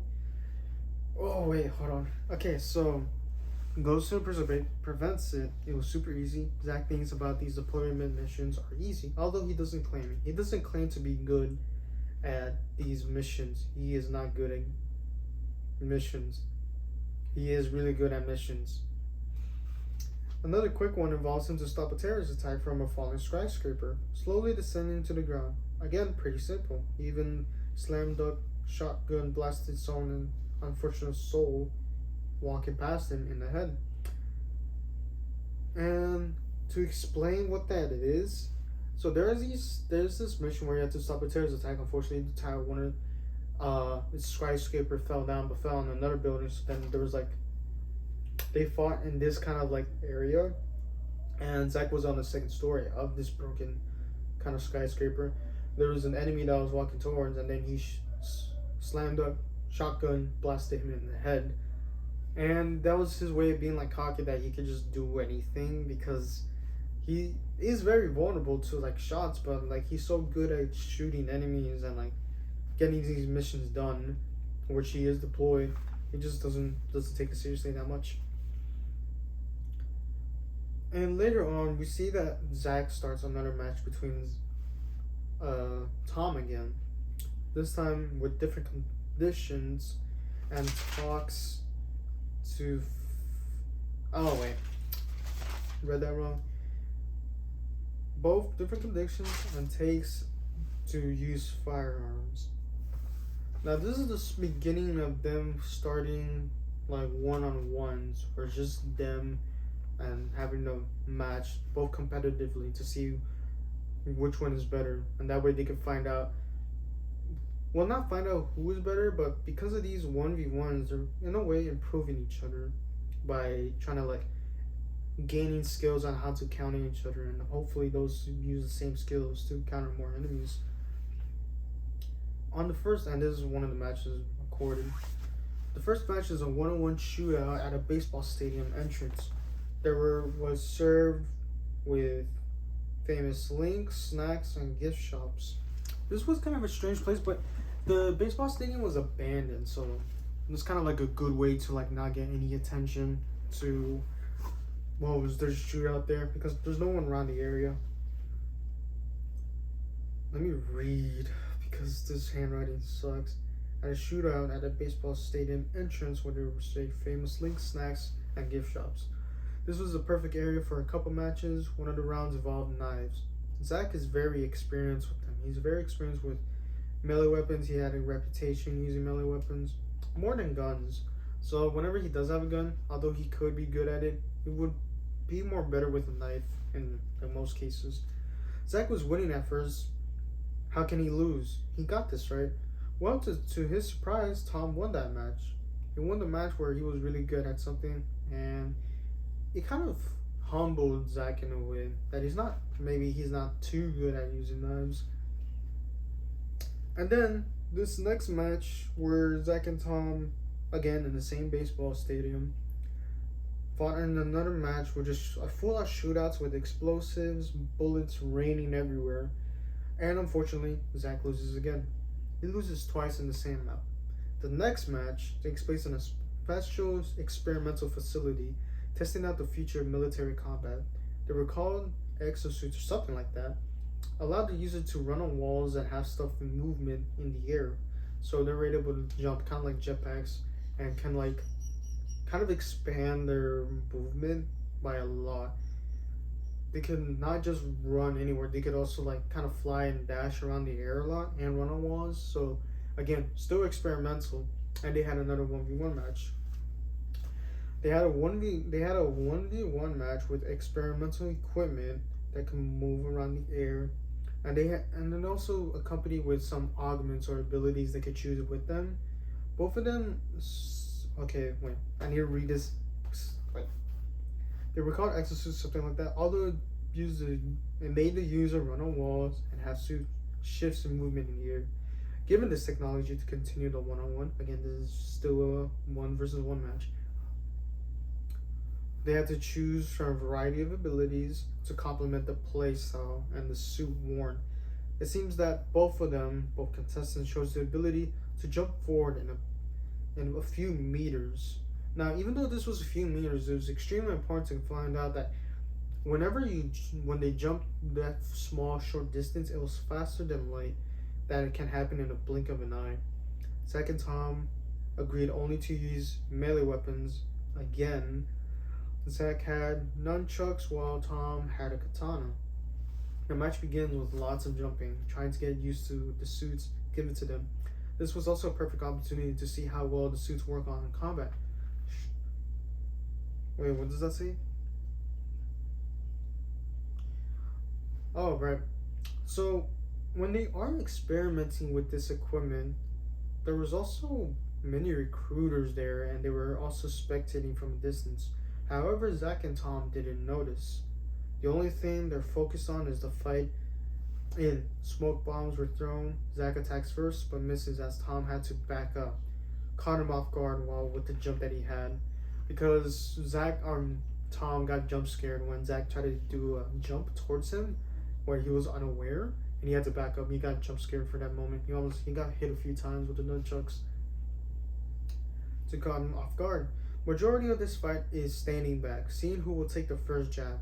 In melee combat, you need to be confident that your attack will hit at the distance you decide to lunge at. If the attack is successful, you'll win that kind of fight. If you miss, you are open to your opponent that will strike you and you'll lose. This is the fundamental of the melee combat. Speed and agility is important. Movement that decide how well you can survive. This is kind of like a breakdown of how melee fights would go, where if one person attacks someone with a knife but misses, the other person can just easily attack them. But if you do, that person who attacks first has to kind of be confident in the distance that he commits to the attack, or else that he would just be vulnerable for the other opponent to attack. And this is where Zack wins. He wins this attack. Oh shoot, I'm getting tired now. Do you win the win if you miss? Okay. This is the fundamental. Zack won the fight. He kept jump scaring Tom to his advantage because of the faster than light jump that it does. This fight was important. It was kind of a extreme change and shift to their kind of combat, because after this, the recruiters walk up to them and they try to introduce them with the idea of fighting in space, because not only were there fights like found on Earth and that strange island that we're talking about, now there's fights in space. No one knew that there was another war or battle outside of Earth. And this starts the journey where they go into space and attack other federations and enemies out there trying to establish governments on planets, and then they try to fight them back for the sake of democracy and freedom of force. Now, before we get to that part, Zack goes home to get rest. His new deployment in space is ahead. It's already too much. Why is he going to space? What? He needed to rest, slumber. He needed to take a rest. He needed to kind of sleep. He needed to calm down. A few minutes pass. He can't sleep. A few minutes pass. Zack lights candles, then starts writing down a schedule for what he will do next. A few minutes pass. Zack tries working out, trying to get himself tired to go to sleep, so that way his body can just be physically exhausted, so that way he'd be able to go to bed. But he doesn't. A few minutes pass. Zack starts ranting about how so many things are the same every day, stuck in the same loop of his life. Everything is the same. Could it be meaningless? Is it in vanity? A few minutes pass. Zack puts away his swords that he used from a couple weeks ago, because during that sword fight he did provide the swords for that kind of small little sparring match, because at this point he took the time to organize a few things while he tries to get some sleep. A few minutes pass. Zack stares out the window and it's getting dark. A few minutes pass. Zack continues writing to check on what he would do at work and what his goals might be. A few minutes pass. Zack gets tired and blows out the candle. Zack slumbers, and the night is rested. After this, Tom and Zack deploy in space to fight for the UNSA. This is probably going to be the reoccurring deployment, as many missions are going to go on at once during this time of their life, where they would just remain at space a lot. The fights Zack has done, this was too easy for them. Another thing is that Tom ferrets at comms. Doesn't know why. So they take a lot of missions where they had to fight other or destroy other federations, like trying to like take away their freedom. And they had a lot of fun with it because they get to experiment with a lot of experimental technology, and they talked a lot, especially when talking about the missions that they take, how they're gonna go through it, and stress, of course, and of course another bonding experience for them. However, this random event that Zack remembers or he points out is that Tom farts at comms, and he doesn't know why. I think Tom farts a little bit too much. Zack takes a break to do recreational activities. One involves him painting a candle holder gold. So one of the hobbies he just picked up is more of like art that he does, and he did buy a candle holder, but it was colorless. So in order to, I guess, kill time and also do a little fun activity, he painted it gold to give that kind of aesthetic of just a gold candle holder to walk around at night. Oh, my nose is freaking stuffed. To give it an aesthetic, he runs up and down a couple like stairs in time. One of the ways he kind of just works out is just to run up down the stairs. And one of the things he does, he opens a gift that he got from Tom and Seraph from his birthday that was like sort of recent. A coffee machine. He's extremely kind from them, super kind. Zack really appreciates it. And before he uses it, he did set him up, but he doesn't use it quite yet. Again, a very kind gift from them. And Zack and Tom go to space again. They're surprised at all the technology given to them. They have even seen a grenade that spawns a black hole. What? They have that? They have grenades that spawn black holes. How did they do that? How about that? How did he put a black hole in a grenade? That's very concerning, right? Majority of the time, they didn't take anything seriously. It was fun to them to get a free trip around space for the sake of preserving freedom. Yes, they are fighting for freedom, but they're also goofing around with all the technology. Why do they have a black hole grenade? How do you even do that? Like, doesn't that make you not want to go to war again? That someone can just like rip apart your particles and your atoms to shreds because someone threw a grenade that doesn't explode but spawns a black hole. Even with the new abilities what they encounter, because again, there's a variety of abilities that they have in space. Some of them to teleport into dimensions, others to rewind their previous actions. Very weapon weaponry. Again, that whole jumping faster than the light in a blink of an eye kind of jump that they've used that before in the practice grounds, so that's something they're used to. There's a lot of crazy stuff that happens in space. They've grown to see their new suits as the most utility and value from them. Suits were exclusively used on space, so when they returned back to Earth, they still had to serve the same missions, and they couldn't take an easy break. So when he does come back, they were given strict instructions that they are not allowed to use the same technology on Earth that is strictly only in space, because not a lot of people knew that there was fighting in space. And also it's kind of super helpful to have a space suit on in space, you know? So when they took it off, they can't really use the whole wall running and like jumping in the air jetpack kind of movement, which sucked because right after this, Zack had to deploy again. Wait, let me see. Yep, he's gonna take a break. He deployed at a baseball stadium. Again, this is the same baseball stadium that Tom and Zack fought, and they had to fight off the Federation because, again, with members of the Federation to be at space, which is the main antagonist like of the group, they also had some team members on Earth. obviously, and they're trying to take over as well. So Tom hasn't accompanied with Zach for this one, but Zach does accompany with Alex and Ty. Now, when the company of these two, they were fighting a losing battle, and Zach was doing whatever he can to take it seriously, while Alex and Ty, they were just goofing around too much. Now, I know that Zach and Tom were goofing around a lot in space, but that's because they were professionals on what they do. These two, they suck. They suck. It got worse when the Federation dropped a bomb at the stadium, causing them to lose hope. Even the stadium, the whole structure of the stadium, it was almost like a nuke or something like that. But they destroyed a lot of structures. It became a new area. It wasn't recognizable as a baseball stadium. It's like kind of became a new map of its own.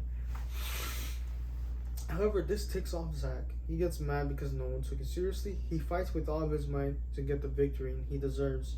And he also gives encouragement to Alex and Ty to, step it up. Try to focus now. After Alex and Ty took things seriously, their team won the battle. Territory was a rubble in the end. Zach and Ty and Alex then go to a strange platform where multiple portals can be accessed to them. Many experiences to discover. One of the portals led to a world where they got chased by PNG images. Strange that nothing was explained as to where this platform was. All that they know is that it spawned a lot of portals to take them to other worlds and experiences.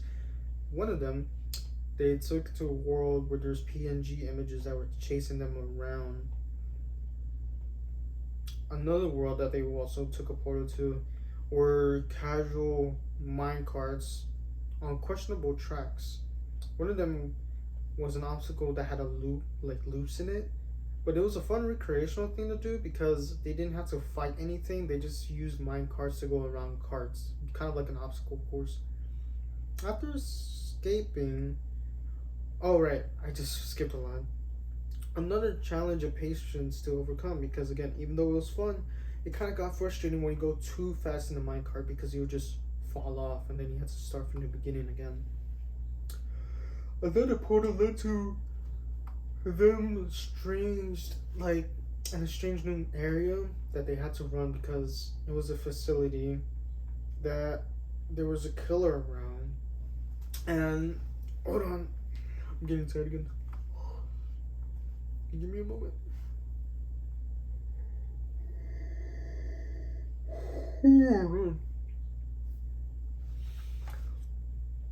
They had to flee a facility, nothing too crazy. And as they were roaming around the facility to find kind of access codes to escape, they realized they were being hunted and they had to act quickly and just escape the place. After escaping, Zach goes back home to rest, for he had a busy day with no rest.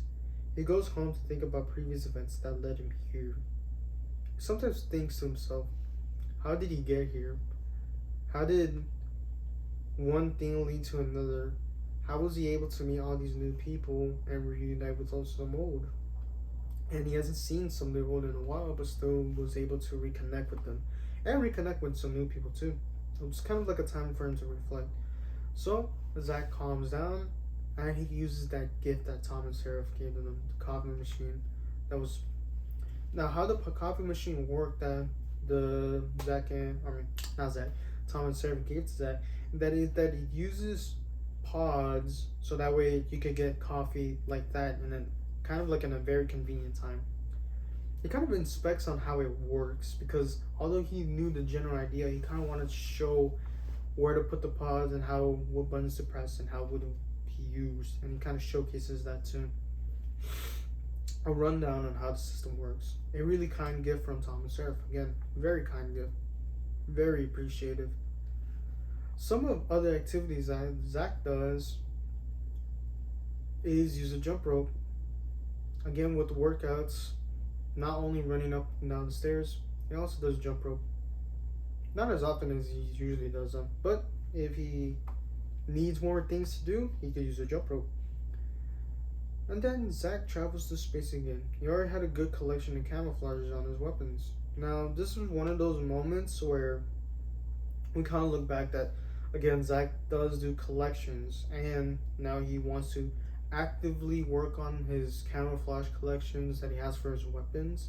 And this is not something that we didn't know. He was working on it for a while, especially when he mentioned it to Brock when they were at the island. That's one of the pastimes he's done, and this is what he was talking about. Zach travels to space again, already good collection of camouflage for his weapons. He wanted to get more. He's interested in collecting camouflages for weapons he wasn't very good at, because some of the camos he couldn't really buy. He had to do something in order to get them, so it was kind of challenging. But it was also an opportunity for Zach to have a mastery on weapons, which is why he was interested in the ones he wasn't good at. To get the camos, one must have experience in that weapon.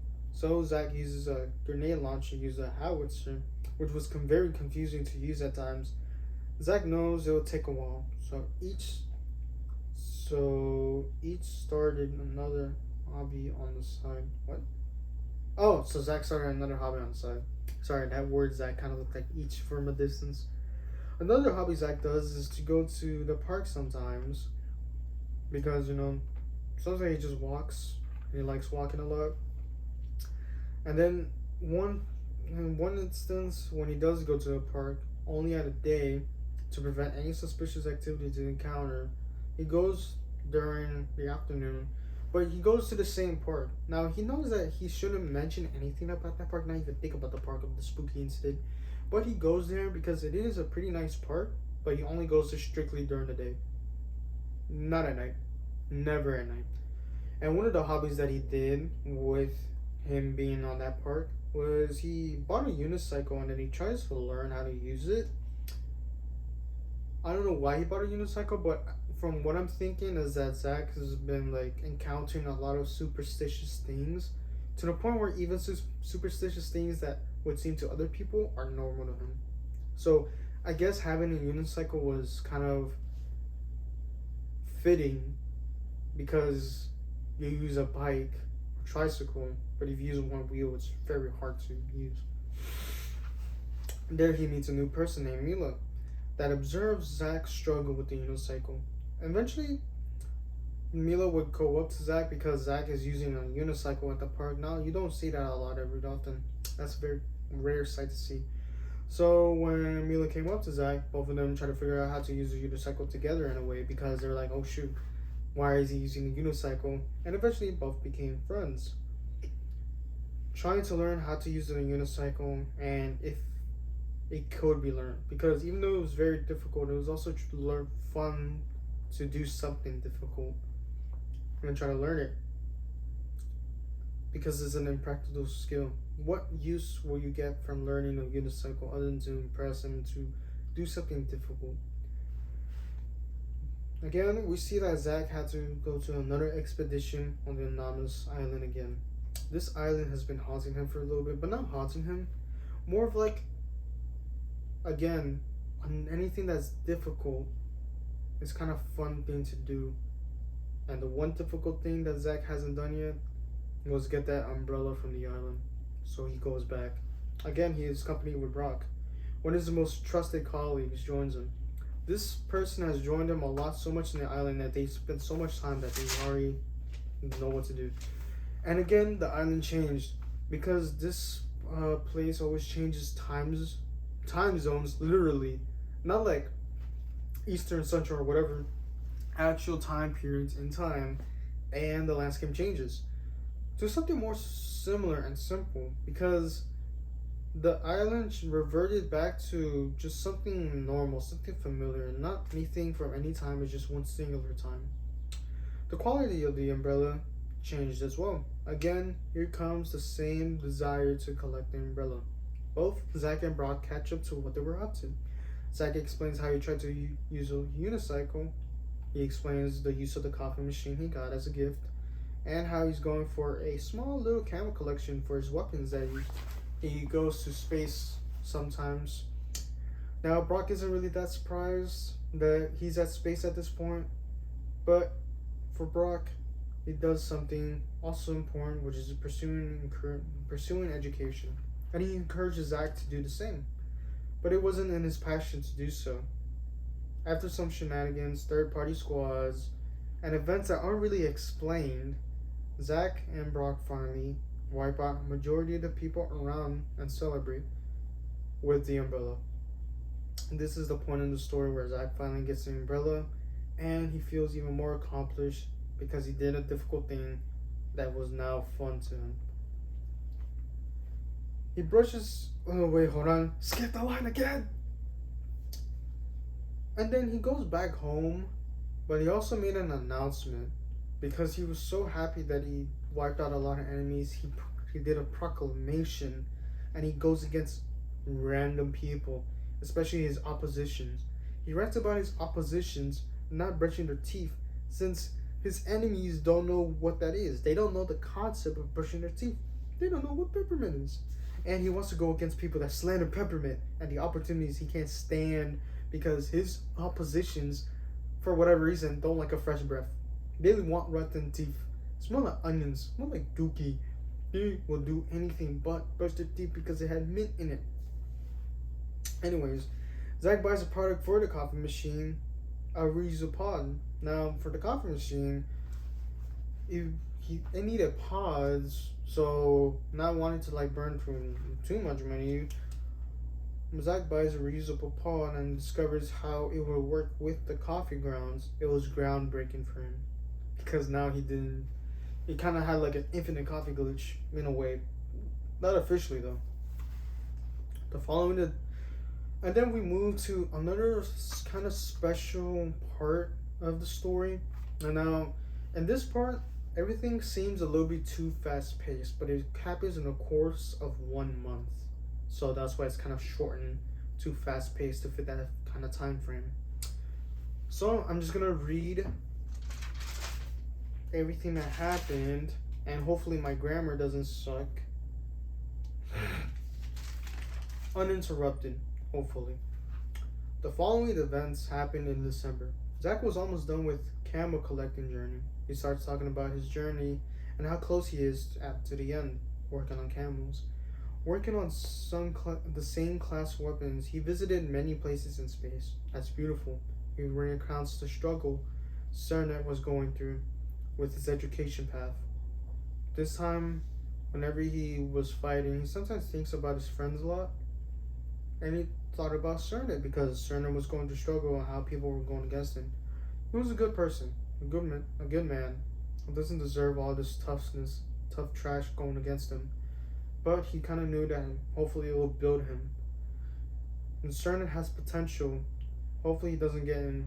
He gets in with the right crowd. He has a lot of potential to, accomplish his education and not have all of his enemies bring him down all the time. He just needs to be in the right crowd with the right people and have good teachers that want to actually help him instead of bringing him down. He wanted to show hope about getting camels easily. It was very difficult when he first started. One time when Zack was back home, he shared about how he liked the scent of peppermint. Now, again, when we're going through the December kind of timeline that he went through, he starts reflecting on how getting camouflages was super difficult for him at first, and then it slowly became easier. Again, another difficult thing that became enjoyable in order to accomplish it. One of the things that he did was reflect on how much he liked peppermint because peppermint is something he just liked.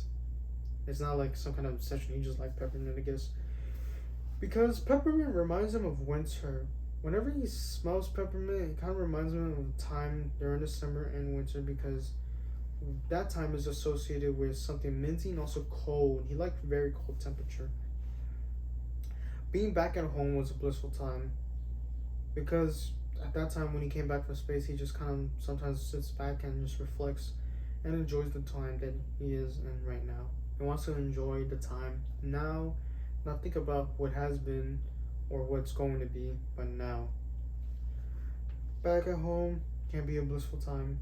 Zack wants to appreciate it more. We see a visualization of Zack wearing a bear hat because bears approach him and they vibe with Zack as he's drinking cold brew from a bear mug. again, one of the mugs that he has in his collection, because he had the theme of bears when he was wearing a bear hat, bear mug. He just kind of sit down and did nothing, and all the bears approached him, and that was his visualization of him just enjoying a simple time. Even, and then because of this, it makes him enjoy simple times ahead. There's even a time where he reflects on the new bugs he actually collected, getting from one. Oh, man, I'm stuttering. One of the mugs is him reminding him of getting a Christmas tree, because when you do get a at the place that Zach went, when you get a Christmas tree, you also get a mug as well. That's very cool. One of them was a birthday gift that was a coffee pot, and you know, and the seasons, and oh wait, I'm studying. So let's recap. Christmas tree, mug included, birthday gift of a coffee pot mug, and all this enjoyable time that he has, he just kind of just wants to feel that feeling again every time when it's ever December. Zach goes to space again, trying to work on the rest of the camos. He realizes that this is the part where he probably get annoyed. He pushes through, knowing that he has to work on patience again. One of the things he wants to work on is patience, because sometimes when things don't go right, getting mad or complaining is never like a really good idea. Sometimes when he sees his friends do it, it's not enjoyable. We've seen that back in London, where his friends were ranting all the time. He didn't really like to rant that much. He wants to keep to himself whenever he can. He gets quite tired physically, because one of the things that was difficult, he was working on like a long range weapons, and he was working on an M1 Garand the entire day. He goes home to lay on the ground for a while. Zach had nothing going on. Nothing going on at all. A whole lot of nothing. Nothing to think at the moment. Zach had nothing to do. A lot of nothing. Nothing going on. Nothing going on. A lot of nothing going on. Zach then goes for a walk, knowing there's nothing new to the world. Because of this, he appreciated everything. Every small detail of this world and his life. He'd calm down and sit at his balcony with his pet dogs, a blissful time of simplicity. Zach got bored that he just ate a spoonful of ginger spice for no reason. He needed to drink water after that. Zach later reminisces the times where he was at space and jokes he made when talking to things where he was taking things out of context. Taking things out of context is kind of funny. And sometimes he goes to space missions with Ty and Alex instead of Tom, because at this time Tom was like busy with his own things. And of course, with Ty and Alex, they suck.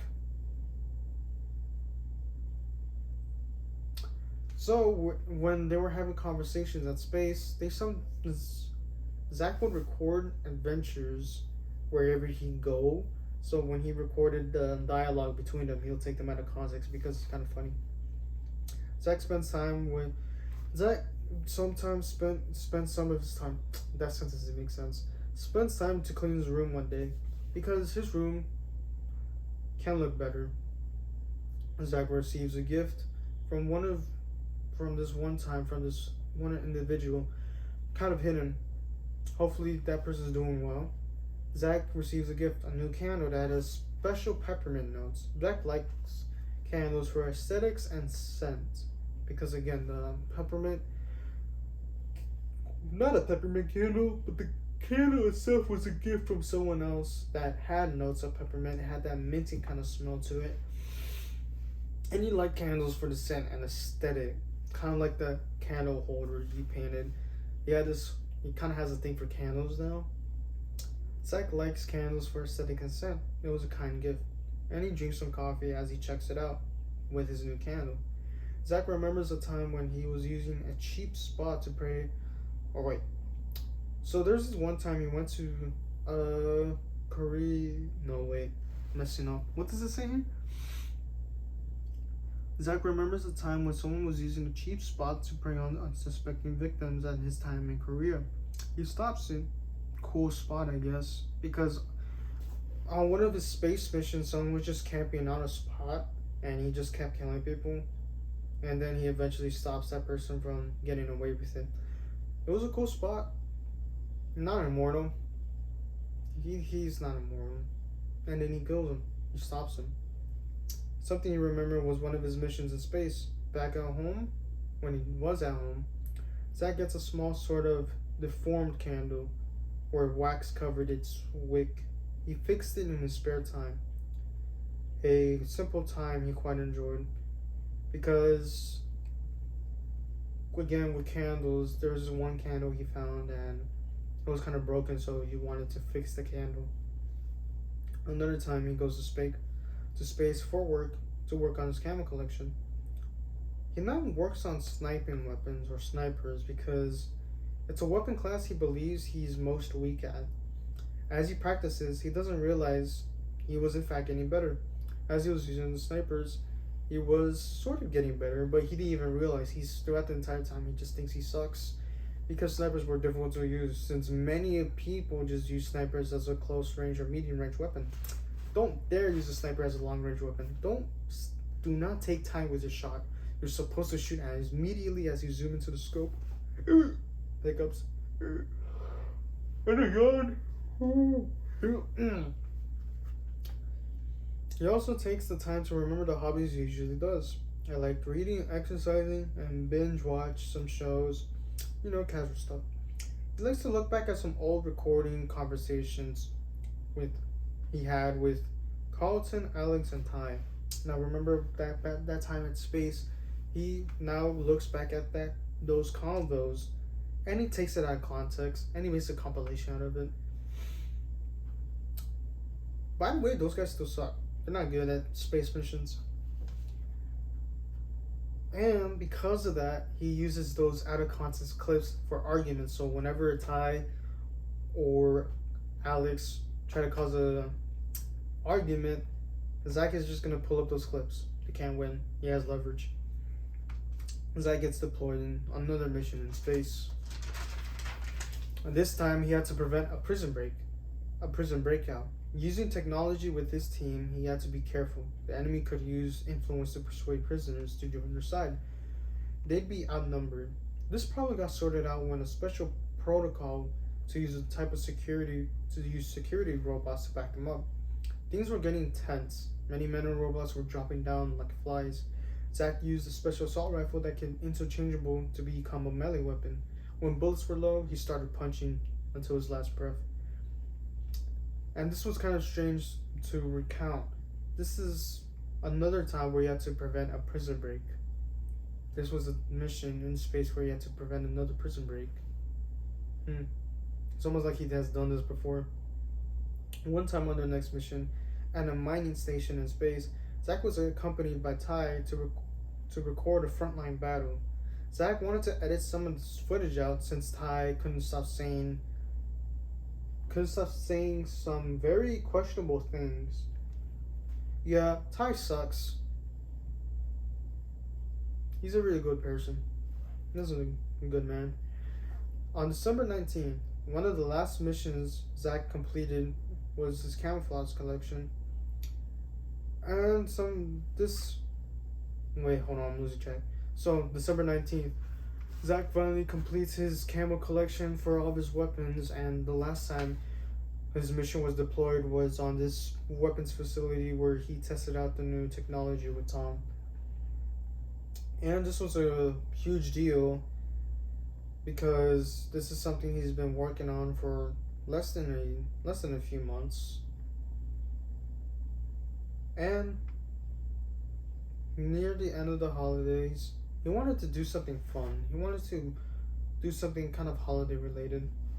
So, at one time, when both of them were hanging out, Zack and Milo built a gingerbread hot cocoa stand named Trap Cocoa because it was a fun activity to do during the holidays. He hasn't been doing anything much holiday related throughout this entire time. And that was the one thing he wanted to do before December ends. This concludes his time in December. Not a lot was explained in depth on what happened in December because all of it was kind of random and happening in quick time events. Because everything was just like a lot of paladin in just 2 pages. Not a lot was explained in depth on what was going on. Zack wanted to have a blissful time in winter, to be simple and calm. He didn't want anything to be in depth. The drone, codenamed Joan, we're gonna call her codenamed Joan, decided to give him a gift, which was more coffee pods with unique flavors of cookies, ice cream, and donuts. A kind gift. A really kind gift that Zack appreciates. Zack really appreciates gifts he gets, and he wants to show it more. Fortunately, he doesn't know how to show it even more. A kind gift he really appreciates. There were a couple times that Zack and Brock returned to the anomalous island. Zack inspected a new weapon called the ballistic shield that was found in the island. So again, with the island changing in time, they also changed its technology, which was also interesting that they sort of realized when they found a kinetic sword laying around in Japan. They found it very helpful and useful. Brock thinks it's such a powerful weapon. It's too much, but Zack has to break down how having shields in any case scenario doesn't make you powerful.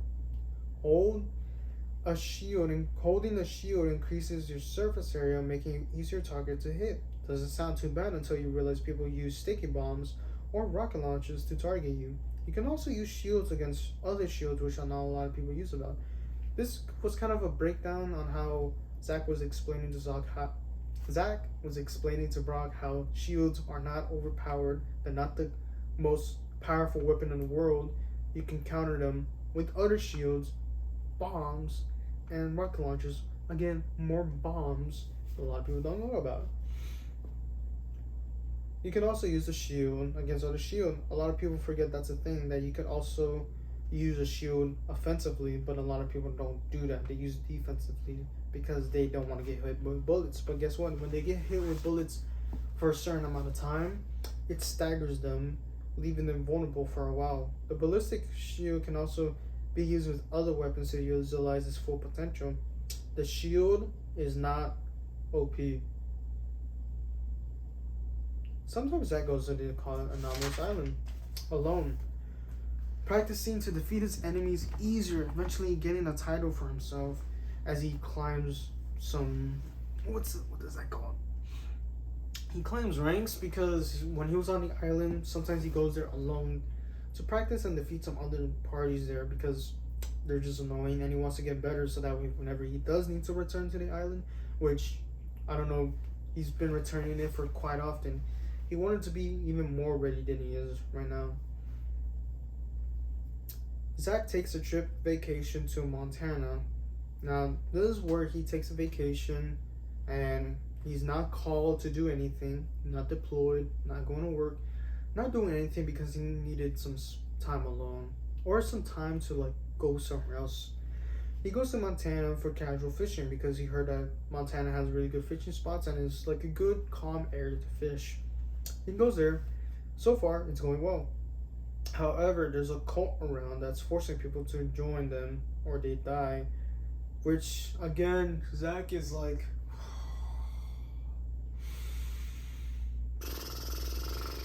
he can't take a break, can he? Zack records his fishing journey at the trip to the local pumpkin farm because he wanted to record everything. His trip shows his friends, what he was doing on vacation because he went to Montana to take a trip.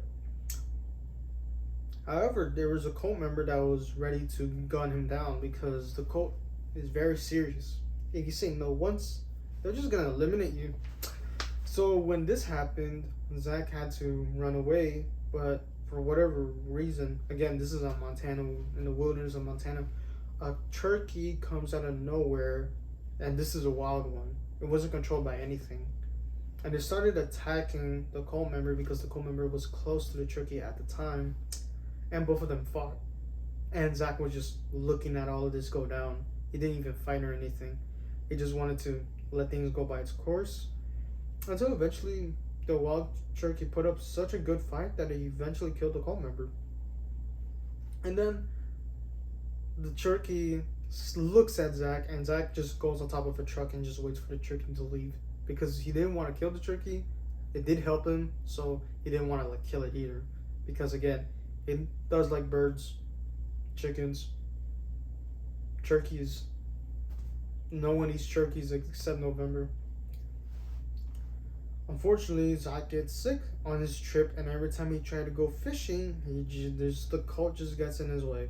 So he had to do something about it. Of course, right? He can't take a break. Not only is he sick, he has to go against cult members, and he's on vacation, and he can't enjoy his vacation because guess what? There's groups around that were actually actively against the cult in Montana. So he joins those groups because he didn't really bring anything with him other than his fishing pole, some bait, and of course all some other belongings, but not anything to defend himself because guess what? It's vacation. Why do I need to defend myself from anything? Zach needed to defend anything. Zach needed to defend himself from anything. So, when he joined the group, they also provided Zach some weapons in order to fight back from the cult. He knew that what the formula was. And everything that he went through, he already knew what to do. He didn't need no mission briefing, no breakdown. He just knew he needed a weapon and to take down a group. He knew what the formula was. He had lots of experience to resolve the issue. Still, he did fish whenever he had free time. Again, he was still on vacation. So whenever he did fight off the cult, he still wanted to, fish because he enjoyed fishing. And all of this was recorded because he wanted to record some fishing videos, but he also recorded times where there was like cult stuff happening. There's multiple outposts grounded and protected by cult members who overtook it. These places used to house friendly communities and businesses. Zach wanted things to be easy and utilize stuff a lot. He wanted to make his outpost takeovers to be as smooth as possible. Again, he does stuff to make things smooth as possible because he doesn't want anything to go horribly wrong. He wants to make this easy mode. He meets new fighters to help stop the cult. Some are animals, some are crazy people, and some are resilient individuals that will team up together to take back their homes. A lot of variety of people he just meets up, but again, he's on vacation. He doesn't care. He just wants to fish. Zach preferred to work alone. He didn't want to break his stuff by any means. So even though he did save these people and they did want to fight with him, he thought it would be better to do it alone. So he doesn't give commands to other people and break his stuff because sometimes people just don't listen to Zach. Sometimes people just don't listen to his instructions. He preferred to work alone. He didn't want to break his stuff by any means. There's even every time when he utilizes some of the heavy vehicles to destroy large convoys of weapons because with the new cult resisting group, he also provided like vehicles as well to fight them. It was like a kind of small war going on in Montana. So he would use planes to destroy convoys. He wanted to destroy any supplies that they had so that way they could get even weaker. Zach had everything recorded and he wanted to share the story, especially since he realized that all communications were cut off. He can't contact any help from outside Montana. The residents wonder why the government hasn't done anything yet. After 1 week of fighting, taking back property one by one, things seems to be going right. So, Zach's vacation is almost up. He had to leave. He was recognized as a hero for all that he had done. Zach returns home, tired again. He used one of the cookie pods that he got as a gift, from that drone from December. He liked it. He figured out the notes and the taste and figured it out. It was a fun little pastime that he liked to do. He liked to taste coffee sometimes and figure out the notes of it on his trip to Montana. However, when he got any video, photo, any sort of media, it got took down. Strange. He had footage of a lot of awful things happening and then it got took down because they didn't want to share any information on what was going on. And then he got his trip to Montana. However, media shut down. The government didn't want to appear weak and unreliable. These pieces of media were copyrights. Zach wants to rant about his work getting taken down. Unfortunately, Zach couldn't do anything but get mad. He couldn't do anything about it, but he does know that that problem is already resolved. He just wanted to show why people weren't doing anything about it or something, people of higher power to do nothing about it. But as long as all those people are okay, he was mad that his work was, eradicated. And so Zach took to the seas again to get his mind off other things. That's one of his random events that he does. And unfortunately for Zach, there was a portal in the middle of nowhere that took him to, let's see, what does it say? An isolated body of water. There he'd seen other boats, most of them armed with weaponry. Zack sees this and gets weapons himself. If all these boats had weapons on them, he knew eventually he would have to fight something else. Again, this is just rinse and repeat. He already knows protocol. He already knows what to do when he sees guns every time. Weaponer Zack gets himself to prepare for anything. A boat explodes, pieces everywhere, screams and blood forming a pool, rockets, gunshots. Zack hears this. What's going on? Why all of a sudden he hears attacks? A huge fin appears out of nowhere on the boat, or not on the boat, on the body of water and near Zack's boat. And then he zooms away as a giant shark attacks. Zack later shoots multiple times at the shark. It didn't go down immediately. Zack rallies with the rest of the boats because there's other boats around there as well that were trapped in the body of water, and they all try to work together. The small boats far away from them try to join to this kind of rally of boats, but unfortunately for those small boats, many more explosions and cries for help as those boats got destroyed. This shark is extremely aggressive, nothing like it before. Together, Zack and the rest of the strangers fire with all the shark with all they had. They used everything from lasers, guns, rockets, explosions to go against the shark because the shark was very aggressive. Still, they don't know why all of them teleported to this isolated body of water where there's just one shark. And then the shark bites Zack's boat. But fortunately for Zack, they just defeated the shark in time. And Zack survives, as well as the very few boats that are remaining. And he teleports back home safely. Again, this is one of those times where he just be going anywhere. He'd just be taking, Zack didn't question it. He just knew that, yeah, this is a common thing that's going to happen to him every now and then. Zack visits a rundown space station to train his shooting on his enemies running the place. He had nothing much on his mind. He began to be a bit mindless, destroying structure on accident on a failed space shuttle. Some of the machines were working, he even used some of them to wait, what does it say? Okay, let me read this again. Zack visits an abandoned rundown space station to train his shooting on enemies running the place. He had nothing much on his mind. He began to be a bit mindless, destroying structures on accident, and because there was a failed space shuttle thing that happened recently. Some of the machines were working. He even used some of the rocket testing engines on the enemies that were in the place because that's how he utilizes the area as well instead of just his weapons. It was getting dark.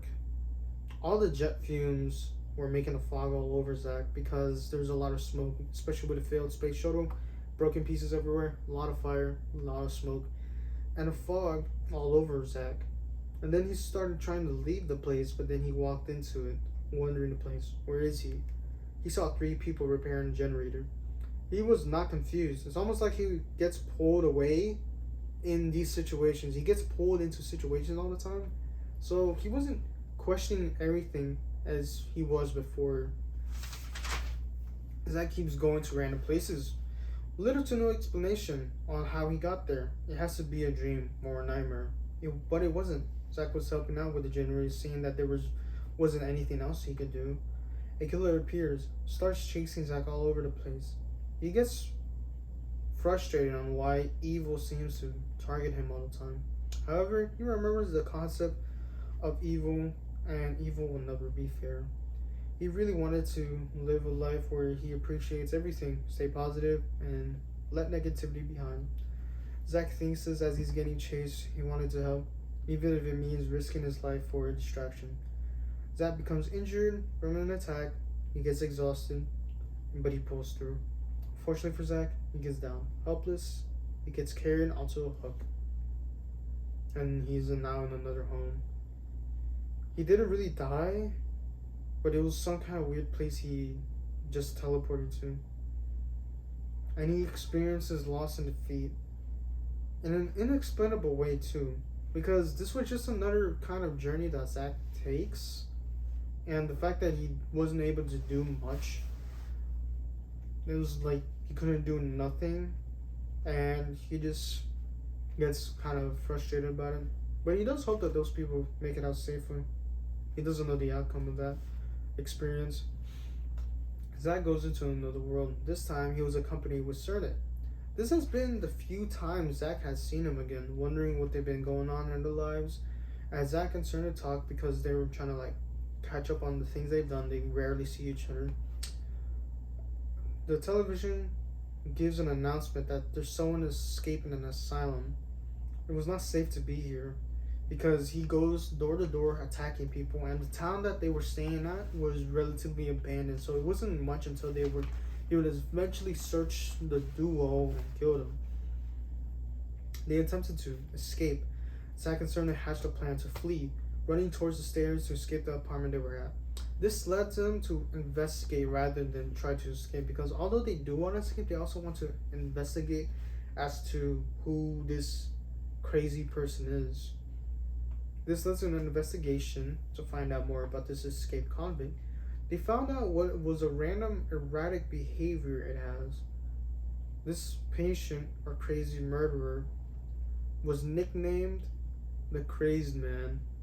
Also, there's a website for this kind of stuff. There's a website dedicated to this person.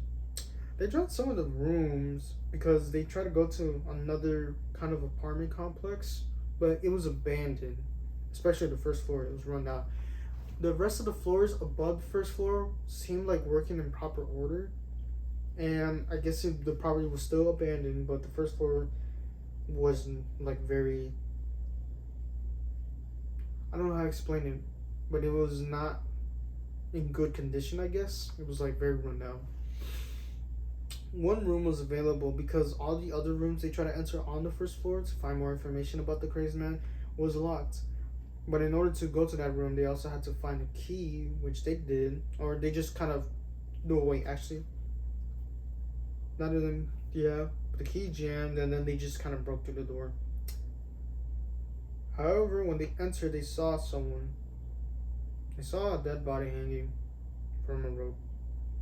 No one really knew if this person did it willingly because of the pressure of the Crazed Man, or if it was an actual, like, one of those attempts.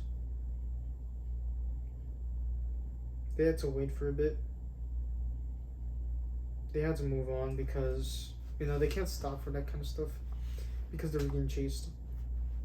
There was a fat man roaming around the hallways. They had to escape the vents because there was no other way to run away.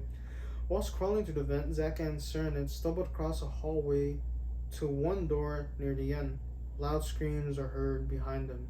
Bookshelves started to fall, and Zack and Cernet had to ran as fast as they could, jumping over the bookshelves, and made it to the door. They made it. Cernet was there, but suddenly Cernet disappeared, because through that door was another vent, which was weird because they go through a vent, there's a hallway, and then another vent. So that was strange kind of architecture once again, but they didn't really question it because it was probably some kind of panic illusion. Okay, let's see. So Cernet disappeared. A wicked crawling woman was roaming the vents. Zack had to be careful. The vents were a maze. For a couple hours, it felt like he was going in circles. He found an axe and he kept it because it might be useful, especially since he could just use it for self-defense as an axe. Any weapon is good. It seemed to be very useful right now. Zack finally finds what seems to be a way out. It was boarded up, so Zack used the axe that he found to remove the boarded up vent path. And he went towards it because he thought it was an exit. When he left the vent, he kind of fell down, and all of a sudden he had knight armor on, and he was in this because when he fell, oh wait, hold on, I got the story mixed up here. Because when he fell, he got knight armor, and he fell through a purple orb once again. And he got stumbled across this really large chicken coop. And with that chicken coop, there was a lot of people in the place, because there was split in two teams. And when he entered, he was labeled chicken, but he wasn't a chicken. He was just labeled chicken. And it turns out there's two teams where there's a team of chickens, which I guess was the team name, and another team of wolves. And the chicken coop had the same symmetry, so both sides are exactly the same structure, so there wasn't any advantage. Everyone had a free weapon. A large time was placed on them on top of the entrance, counting down when the barriers were open. A great shootout takes place because once the barrier opens, that leads to both Team Chickens and Team Wolves to fight endlessly for however long they can. Because that's just the team names. And Zack really fights for his team because he really liked chickens. He liked birds. It felt like an endless fight. He explains to himself how he even got here and how did all this started. He sometimes thinks, why is he always going to places, even though he thought he would stop questioning and he would just go with it. But how did he go from a horrifying town when there's a crazed man going around to a large chicken coop where he now fights for chickens? It didn't really make sense for Zack, so instead of going to the flow with it, he still thinks, how did all of this started? Well, there was no time for that because he was fighting wolves and he needed to fight for chickens because he liked chickens. And with everything, more endless fighting, but Zack knew he would eventually get out because he had military, space combat, and physical combat. He went through a lot, gained so much experience that none of this seemed very difficult for Zack. He went on a killing streak: 5, 10, 15, 20, 25, and 30. 30 kills without dying. Teleport back home. He then got tired of another exhausted day. He sits down and makes himself cold brew using concentrate because he bought some at this one time when he and Zack, when Zack and Tom went to a retail store. Using concentrate, and while he was drinking it, he think about everything that happened so far. It's been a year that passed. So much has happened, yet not a lot. It didn't feel like a lot was happening. He survived a year of all that. Zack gets partnered up with Ty to go to the Anonymous Island again. So he had to go back to the Anonymous Island. He goes there a lot, and this time with Ty. Now, let's see, how does this end out? Zack, at this point, is an expert. He knows strats and tactics. He could come up with ideas to get the objective done. He's been there so many times with everything he's done so far. You know, he got in and back. He knows what to do. He knows the protocol. Problem with this is that Ty is new to most of the island. This is one of his few times he deployed. Again, he has deployed before, and it didn't go well because the first time they just got ambushed right away. So this was quite a while until he did another deployment. And here's what happened. Zack simply asks for Ty to trust him because Zack knows what he's doing. Just trust him with this one and everything will be fine. Ty, was bloodthirsty and impatient. He wanted to hunt and kill to find the umbrella as fast as possible. Now again, I feel like while Zack is deployed here, Ty had the same mission of getting the umbrella, but Zack already has one. But it doesn't hurt to get another one, right? Because he's experienced, he knows what to do, so he decides to help him with that.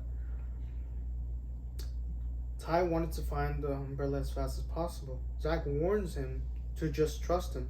Ty ignores. Ty gets shot, hurt multiple times by many other enemies, and complains, why is everything so difficult? But then, when Zack was patching him up from him getting injured, Zack says another time to just trust him, that everything he's gonna get it planned out because again he was an expert. He knows how things go by. Now after that, Ty finally just follows Zack and his commands. They made it out of the island with the umbrella artifact, alive. Many disputes on how to approach the mission. What does that say? Always to him trust. Oh yeah, bad handwriting. So after this whole thing, Zach just simply tells Ty to trust me, Zog. I don't know why he says that word. As Zach tries to return home, it happened again. What happened again, you asked? What happened again? The fog. It took him to another world. Again, he sees random survivors fixing generators, only this time it was in a hospital. And the killer has seen Zach and tries to chase him. Zach remembered last time he wanted to see if things can be different. Because with all that experience, how come he feels guilt? He got chased, exhausted, broken, bleeding. Zach continues to run to distract the killer. The strangers were able to fix enough generators to escape. Zach knew he did what he can. He wasn't going to survive. The killer cooks him yet again. Zach did what he wanted to do. Even though he wasn't able to escape and it was frustrating, at least he helped other people to escape. And Zach, he wanted to do, and he did what he did. He raised up, taken away from that treacherous world. That world was super annoying. Don't ever go back there. Zach encounters a voice telling him to keep going. Maybe it was a test of patience and hope. Zach sometimes doubted himself in grim situations. He was told no matter how much he fails, he would eventually get back up. So Zach then picks himself up and continues walking forward. And that's it. The story just leaves. It's just this. There's no ending. It's almost as if the story still hasn't been completed or it was intentionally left like that. But then again, we now know the story caught up so far about Zach. How he went from war to tragedy back home to the many people he had met. And now he gets himself back up and continues walking forward. This was very interesting to read, especially when all the handwriting is a little strange and like wonky. I definitely do have to like connect two pieces because this took a while to do. And again, this was just the story so far. Which now since I think about it, it kind of made sense that it had no end. And that's it. To some of you, it might sound familiar, even though this is probably your first time watching this in a while. I'm wondering what this whole story was really about. But again, from the title of it, it was just a story so far, and yet it has not been completed. And I think it was intentionally made that way. So that concludes the story so far. The thing that I've been working on for probably a week or two. And the only reason why it took a while is because I'm being lazy. Sometimes just sit back, relax, and not worry about another video because I haven't been focusing on that. Thank you so much for watching. If you made it this far, comment